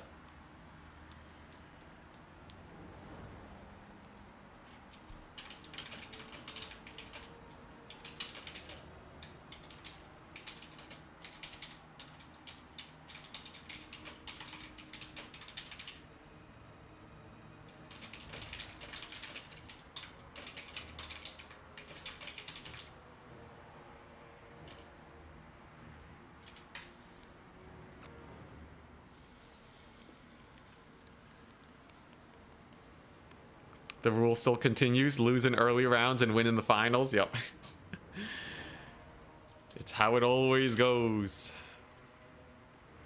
So it's Ogre Kingdoms versus Dark Elves. Nice. And the Dark Elves are doing good. They're doing real good, man. Dude, they're annihilating. It's actually real good. It's real fun.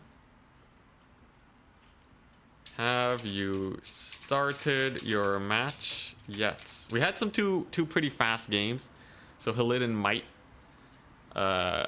still be waiting on their opponent.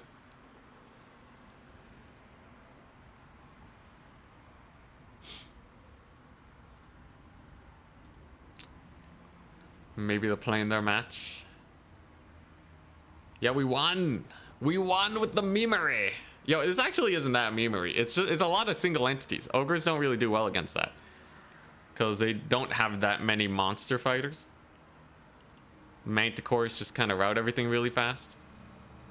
The ogres are really just like, you treat them like greenskins. Treat them like a better greenskins. I think the saying is true.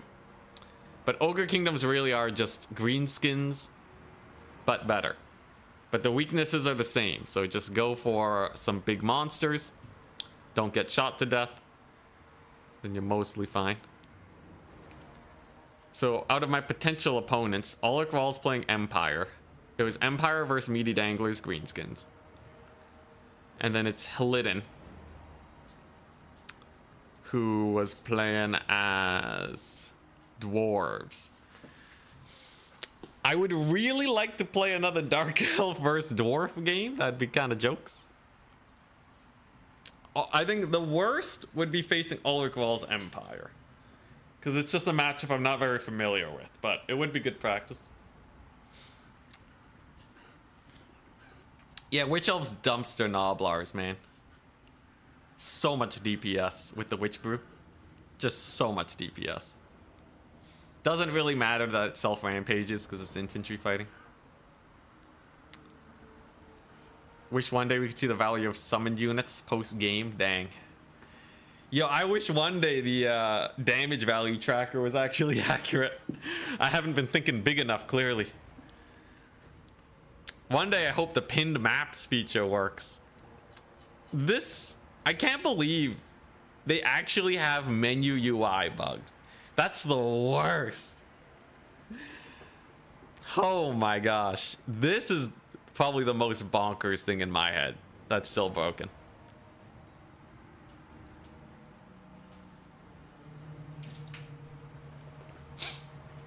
Okay, so they just started their match.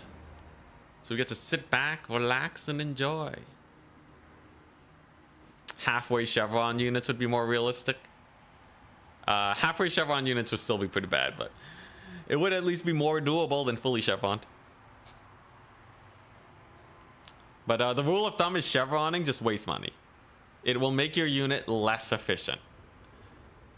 Until CA makes chevroning increase HP, that would actually be really cool, but be real weird. It'd be really cool to see chevroning of a unit to make them take less damage from spells. Like if it increased their like missile resist or like their spell resist. It'd be kind of weird in campaign though, because everything's gold chevroned in campaign.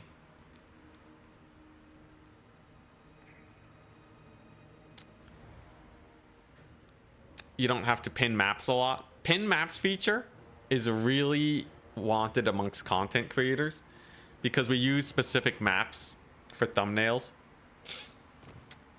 and we use a lot of specific maps for testing. So even though it's not, and like regardless, it's a basic UI feature. We can say that, okay, yeah, maybe it's not the most important thing to fix, but it's literally menu UI. That's kind of basic, right? Like it should in theory be really basic. It should not be a difficult bug to fix. Like you learn how to make menus in like grade 11 computer science. It's not that difficult. You know, it's not that it's important, it shows that there's not a lot of polish. Yeah.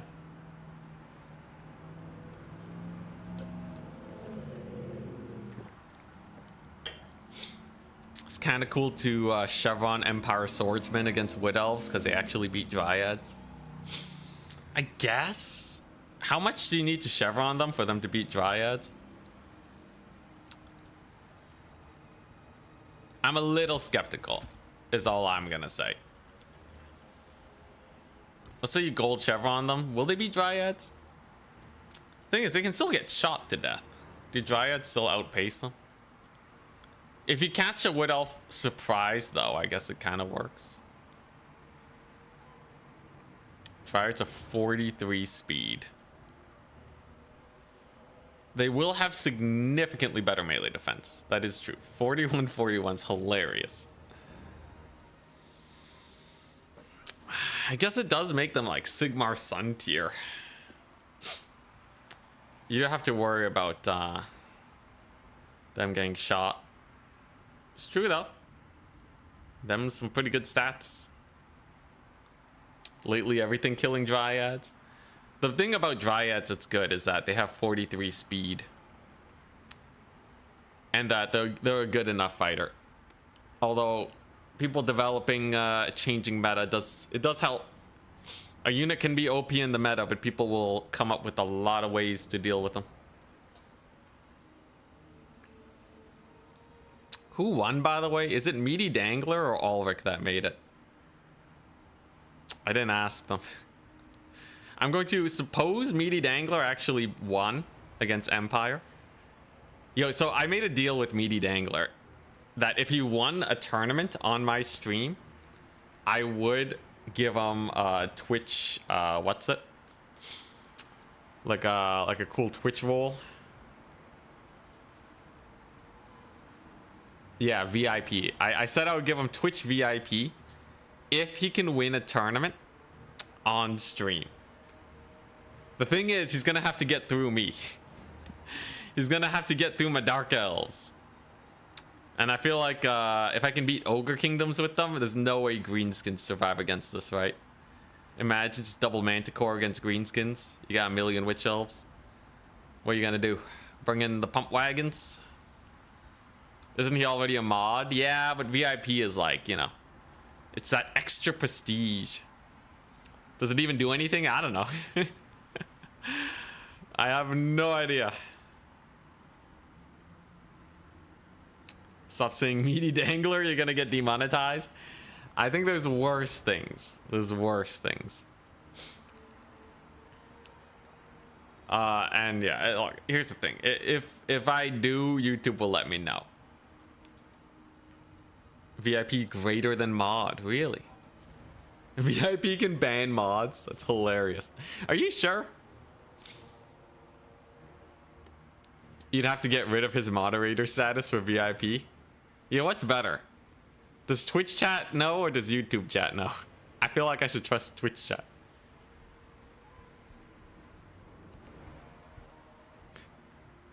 I don't talk about goon squads as much anymore. It's true. It's true. But only because random kiddos had to ruin it for us oldies. Moderator is better? That's hilarious. Mod is just a job, VIP is status. I see. Pretty sure VIP doesn't do anything, it's just status symbol. If I could stack it up, that'd be hype. If I can only give one though, then I guess moderator's better.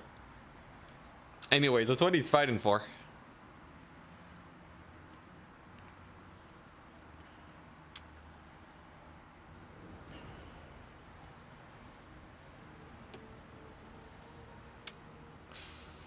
I do have to be careful about skirmishers though, I guess.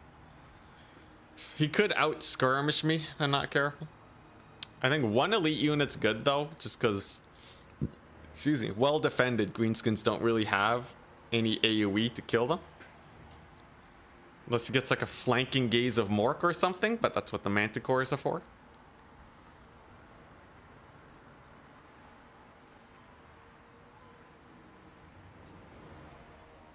If he was true to his name, he'd play Ogres as Scrag.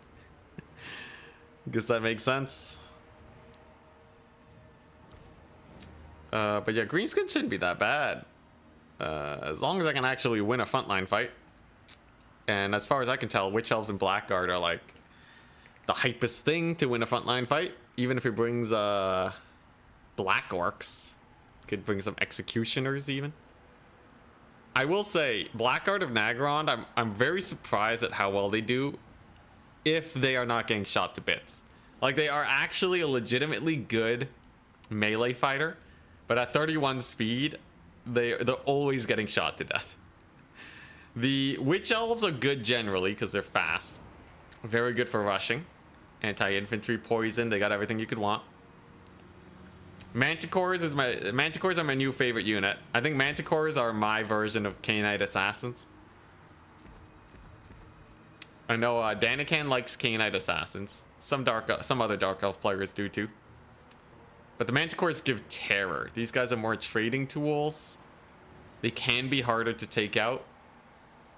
It's kind of a toss-up. It's kind of a toss-up on which one's actually better. But they're both quite good. They both get the job done, depending on what you're looking for. I'm really having a falling out with Doomfire Warlocks. Despite Lesser Doombolt getting buffed, they still feel kind of underwhelming in the melee grind. You're paying 1,100 for an unarmored cavalry unit. Kind of reminds you of Flesh Hounds, right? These guys are basically Flesh Hounds, and they got no HP to boot. 5,500. They're basically Seekers of Slanesh that are more expensive and don't have armor piercing. Pretty garbo. Though, I guess Soul Blight and Lesser Doombolt help a little bit. I would still compare them to Seekers of Slanesh, because when you summon a cavalry unit, you want to do cavalry type things. And then what? Black Egg. Black Dragon Egg sucks. It has a wind-up time. I've tested it out before. Black Dragon Egg, it's a 3-second cast time, and it doesn't even do that much damage. Scab Scrath is just a better Black Dragon Egg.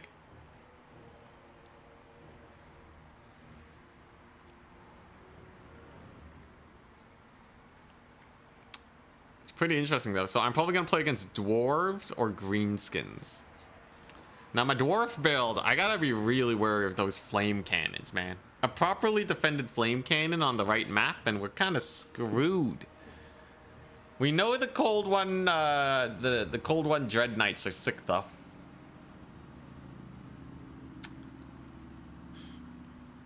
Yeah, Dread Knights are really good fighty cav.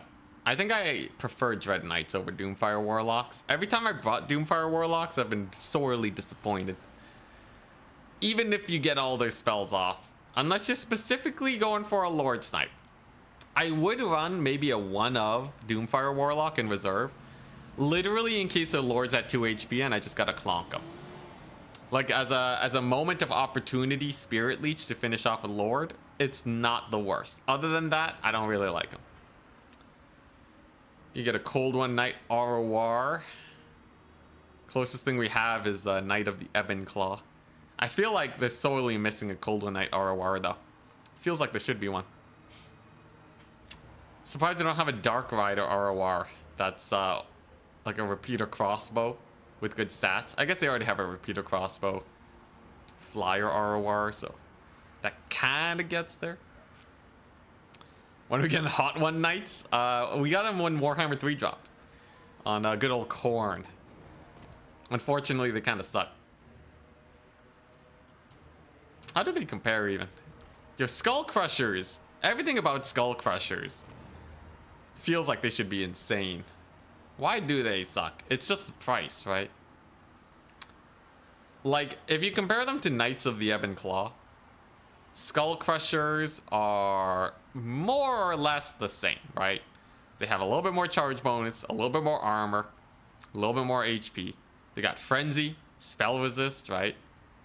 A lot of nice to haves, but this costs $1,350. Skull Crushers cost $1,700, and to only be a slightly more effective cavalry, to eat up that much money, you really are risking a lot. Also, fewer entities, so the charge isn't that great. Or is it fewer entities? Yeah, fewer entities than Dread Knights. In campaign, they're great though. Campaign, you just want to stack the strongest units together and then you're good. That's it. That's campaign. Doom stacking. Yo, I'd love to get a win today. Turn this into a video. Get it edited down. Even if I don't win, though, making it to the finals, great time. What would we call it?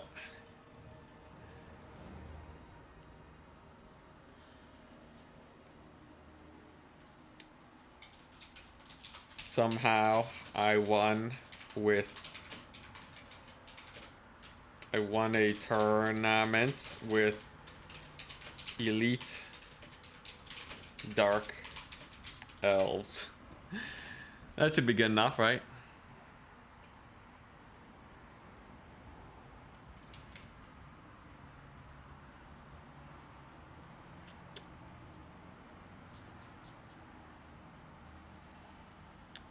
Let's see here.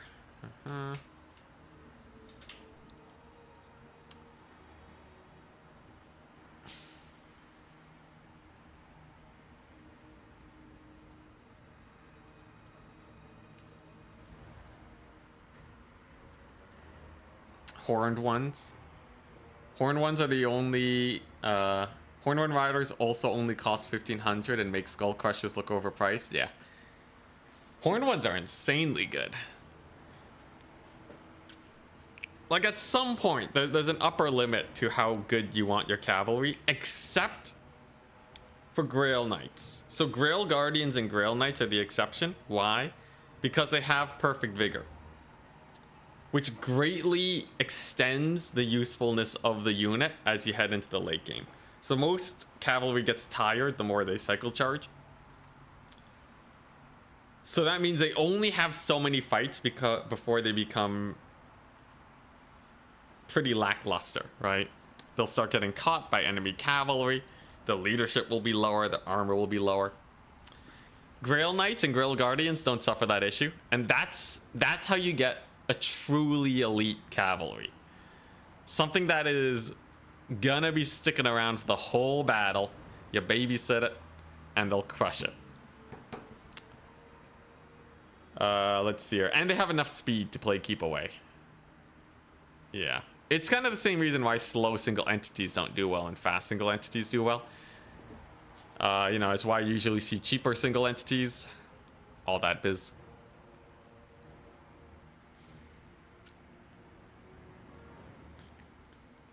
All Kislev units get perfect vigor? I don't think they do. Unless you're counting a Patriarch, but that's kind of hard to execute. If you want a perfect vigor faction, you gotta look at the Beastmen. Centaurs. Primal, no, it's Rowdy, yeah. Rowdy gives them perfect vigor. Beastmen Centaurs, if played correctly, can do really well, but their leadership is just so garbage. If they ever release a high armored elite Beastmen cavalry unit, we're talking like way more armor, way more tankiness, then maybe, but they're just a little too squishy. In campaign, they kind of do, huh?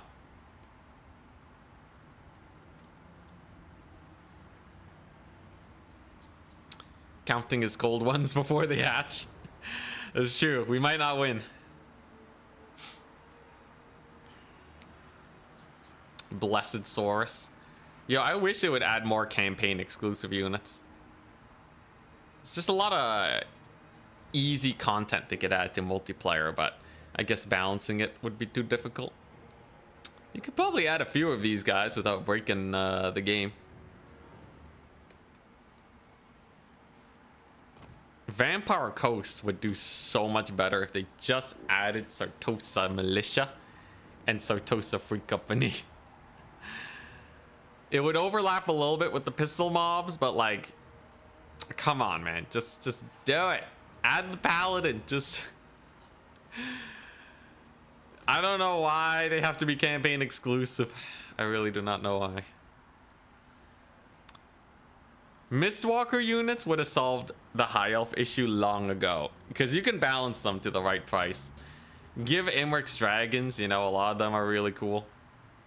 You know, just slap them in. Like, oh, what's the problem with having more dragons? You know, you just get some cool variety. You get, you know, some actual armor piercing potential here. You got some shield sundering. Pansies, all of them. Pansies, I say.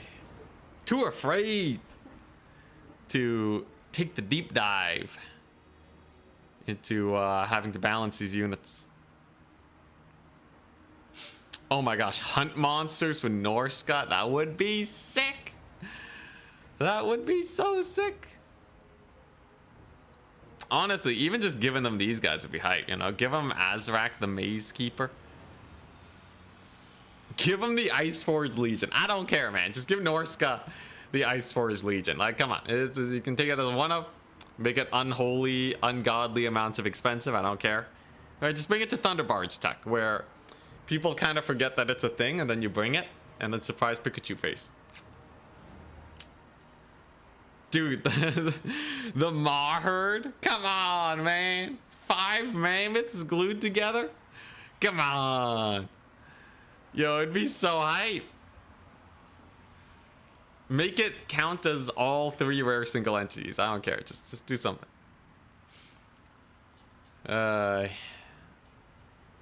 Instead, all we got was the most vanilla roster for the past, like, 50 years. Yo, these guys are still fighting. How long have they been fighting for?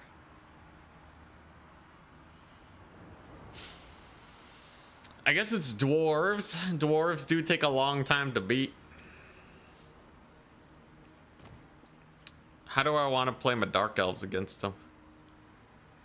You remember when tournaments finished at 4 o'clock? Why are they taking so long? This is an SFT.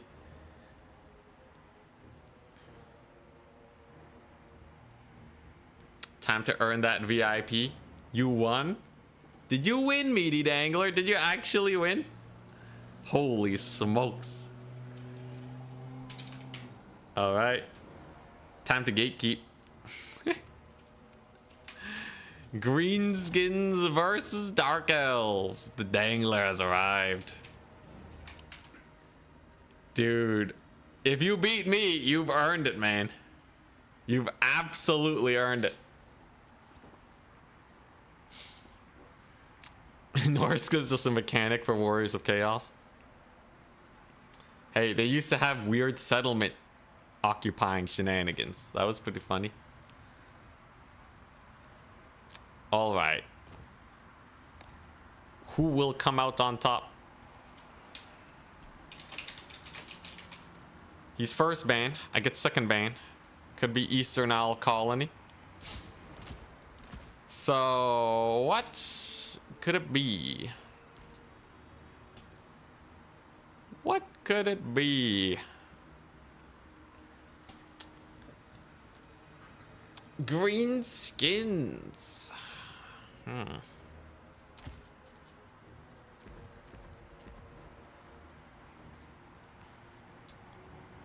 Let's see. What do I want here? Ooh, that's real good. Oh my god, this could be hilarious. Oh my gosh. Yeah, this is a crazy build. Oh my goodness. This is an absurd build. Truly one of the most absurd builds of all time. Now, I gotta stick with my guns. I still gotta go elite. So he bans a Ragnarok Lair. Will he want to play on Eastern Owl Colony? Or are we gonna play on Imperial Road? Let's play Imp Road. Interesting. The good old Imperial Road. Big old flat map. Nothing really going on. He's gonna have skirmishers. That much is true. And I must avoid getting murdered by them. I do have some pretty good options though. Skirmishers are not the end of the world. For the Dark Elves, they do fine. Most of his cavalry, I believe, down trade to my cavalry. We also have many a terror-causing unit. I think leadership will be a difficult thing for him. But will we be artillery spammed? Will we be artillery spammed, and do I care if I get artillery spammed? I guess those are some very important things to note. Artillery is certainly very annoying. And I guess I could do this. Some super secret tech. Ooh, I could do this even. Oh my gosh. All right, yeah, no, this is sick. I love this. Okay, okay. Oh, he gonna get it. He gonna get it, or he's gonna wreck me. Do I need flyers? How good are the Crows of Cain? The Crows of Cain seem to work pretty well for me in previous matches. As just a solid unit to help flank you, flank his stuff, get a rear charge, break their leadership. Overall, I think I have basically everything I could possibly want. I just gotta make sure he doesn't rampage me. Guy likes to rampage. That's one thing that we know.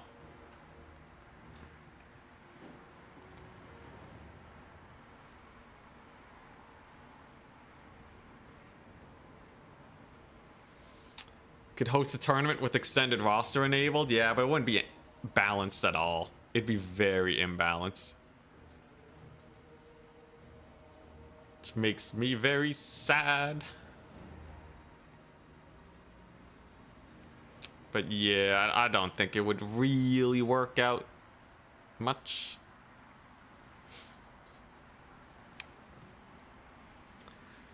Getting artillery spam, just 4 units of harpies. I guess they can route it off fairly reliably. Greenskins don't have a lot of ways to shove harpies off of artillery. So maybe. Maybe. Gotta balance it ourselves. Yeah, but then you're balancing the tournaments that you're playing in. I think I would balance tournaments only if I am not a player. If Turin retires and I become the de facto guy hosting tournaments, and I decide to retire from actually being a player and to be a spectator instead, then I would try my hand at balance. I think that's the only way we could do it fairly. Before then, I don't think I can really do it. I don't really have the time either. All right. Let's see it. Yo, I actually have some sick tech here. I have some exquisite tech. He's building. He's thinking. Did you bring a caster? I have a caster. We ain't throwing today. Could become a coach. You know, back in the day, there were a few people that actually wanted coaching from me. Nowadays, I don't think there's enough prize pools or interest for any coaching. And usually, I just answer any questions people send my way for free. So, yeah. This is the finals, yes. This is the grand finals. And he's ready. So I brought some forbidden tech people. I brought Lokir Felheart with the leadership debuff. He has a -6 leadership debuff. So, in theory, anything he touches routes. Because he's also on a dragon. The only threat to him is getting skirmished and shot to death, so I bought his healing item. And I also brought a single shade to stop him from using skirmishers to bully me. Otherwise, it's the usual witch elves. Should be good. Kraken King. Playing as the Kraken Lord. So, take a look here, right? The shades camp the hill. And they're gonna be doing great for protecting Lokir. Double Manticore, because I've just been really liking it lately. And the single Hargonet Executioner. Kind of insane. But they should do real well. Ready? Good luck, have fun. We got 9 units to his 16. But where's my caster? What? 2 casters? That's right. If he goes for artillery maxing, I summon in a Burning Head caster, Overcast, route off the artillery. Easy peasy lemon squeezy. If he doesn't, Manticore Summoner. So I actually have an option of caster based on whatever situation suits me better. It's gonna be painful for him, and this leadership debuff is gonna just delete his face. I'm sure of it. He's gonna definitely need to make some sick plays to win this. He will need to make some pretty mighty plays, because this is an absolute menace of a build. If he doesn't have elite enough infantry, the Blades of the Blood Queen crush it. He's gonna need to shoot him up. Squig Summoner, Tormentor Sword, Rampager, very standard fare. I could have brought Rakarth to counter his Rampage, but he could just Rampage Rakarth, right? You don't want to deal with that. No artillery, very nice. So I just want to bait. I want to be like, oh no, crap. Oh geez. Oh no, not the skirmishers. Oh no, and then boom, baby. The fattest volley you've ever seen. Boom. Holy crap, that's 300 value from the get-go. Jeez, that's a good one. That's a very good one.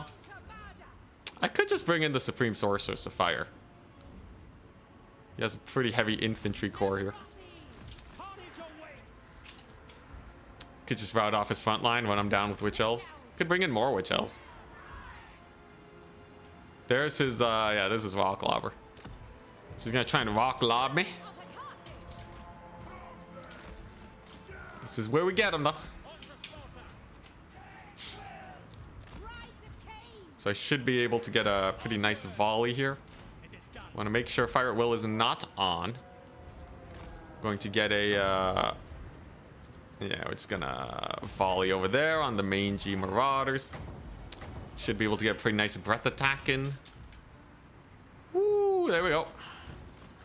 Oh, that's straight nasty. Straight nasty breath attack. That's gonna be a nice burning head. Honestly, I'm just gonna ignore the Rock Lobber. I don't care about it. He's about to lose everything. Everything he ever held dear is gone. One goblin unit gone. Skirmisher gone. Value trading is significantly in my favor right now. And I can just keep farming value with my spell casting, right? That's a huge pickup. That's an absolutely huge pickup. Plus, we got some terror on the right flank. We're diminishing his forces significantly. Looks like he might go for the Shades, which I don't think would be a good play for him, because Lokir here is just an absolute menace. The Foe Seeker. The Catch. Maybe I can even get some Dark Riders in here with the Orc Boys, however. It's a little sus. I might just be able to snipe his Lord, though. I don't think he'd be very happy about that. And yeah, I'm just going to send in the Dark Riders on these guys. What I really need to do right now is to flank them. Got to flank them real good with some cavalry. Lokir will do great. We're not too worried about the Gobos. And then, of course, I have a million burning heads to chuck his way. Lokir really doesn't have to worry too much, as you can see. And with the Executioners coming on in, you better start getting a little worried, right? I'm not going to let Lokir die. He's tanky, he'll heal. Everything's totally fine with him. So we do get a pretty nice route. His archers are not really getting a lot of work done. So if he doesn't do this just right, it's going to get real messy. It's a pretty good route from the get-go. He does have squigs here, though. Killing off my Shades. A little unfortunate. I'm hunting down his Lord, however. Lokir, of course, has his leadership break-in capabilities. Witch Elves are doing great. Executioners are pushing on through. It's pretty annihilated front line to start off. I don't like that he got my Shades, but overall, it's not the end of the world, especially with Lokir just about to crush it with this massive breath attack. Executioners will do great. Here comes the cavalry flank, and remember, he spent a lot of money on the Rock Lobbers, and they're just not really doing much right now. There's Lokir, Wrecking Shot. Squigs are gone. Leadership debuff, Dragon Charges abound, and his Lord is already off the battlefield. Yeah, I'm really liking this just hyper elite kind of double Manticore playstyle. It's kind of devastating, I'm not gonna lie. And there's the passive trigger. Holy crap. Beautiful burning head. Terror routes abound, and I think my opponent's gonna have a pretty rough time now. This is looking real bad for him. This is looking real bad. His artillery's just completely shut down. His lord's dead. Lokir is having the time of his life. Dude, he's such a terror.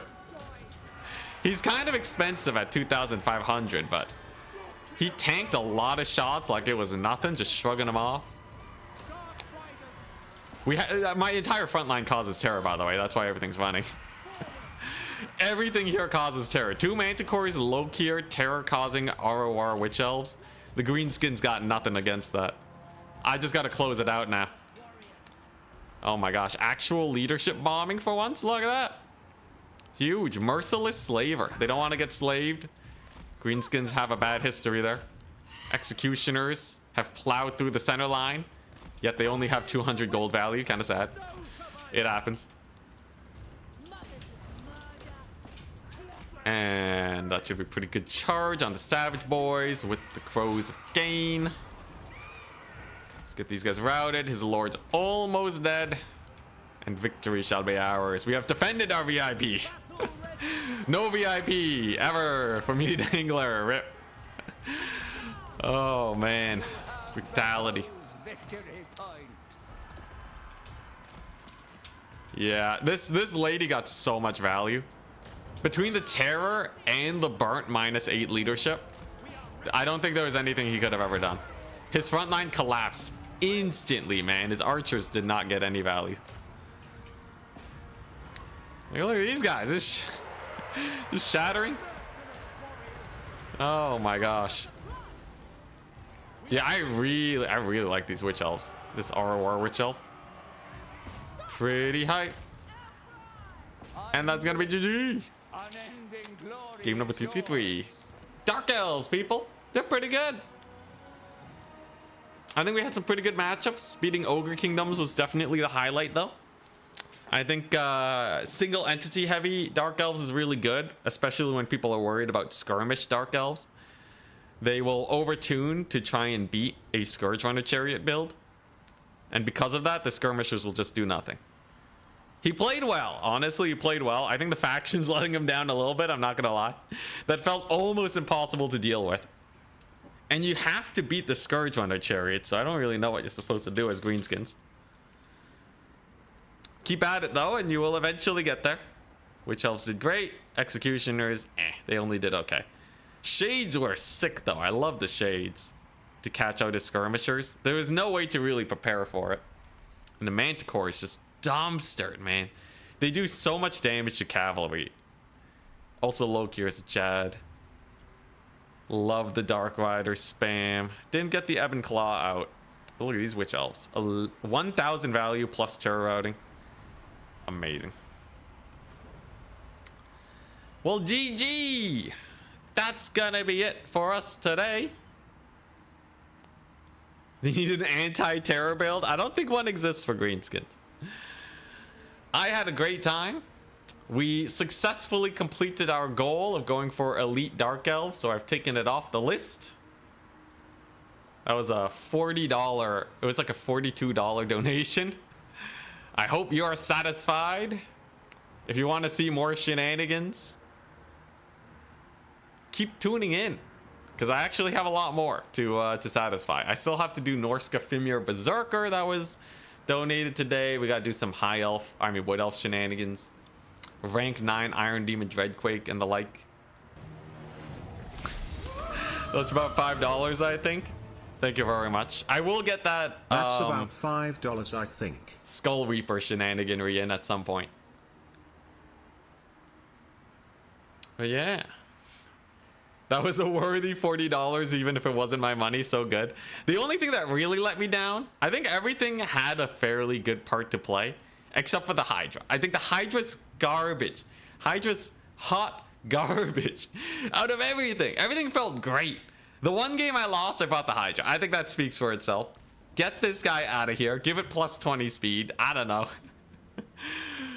Oh man, what a disappointment, this guy. Everything else though is clutch. I like the Sisters of Slaughter. I like the Sisters of Sing and Doom. Blackguard were sick in a melee grind. They actually got 1800 that one time. Executioners were kind of okay, but they weren't disappointing at least. Elite Shades were kind of also okay, but not disappointing. And I think that basically covers everything. Have a great day. I'll see you guys tomorrow on Friday for another multiplayer tournament. And of course, thank you very much to all my supporters. If you guys keep it up, maybe I don't need sponsors. Maybe I don't gotta sell out. You can thank Clint, Terry Tuckleby, Pops, Miss New Booty, Kakulandia, Charlie, and Benjo. Of course, all of our Twitch subs, all of our deck gunners and deck hands. For helping me out. Although I will say, if I do get a sponsor, I'll probably still take it. At least for the short term. I don't know. If we fill up that list legitimately, I'll be set for life, and I don't actually have to bow down to no sponsors, which would be insane. All right, anyways, have a great time. Bye.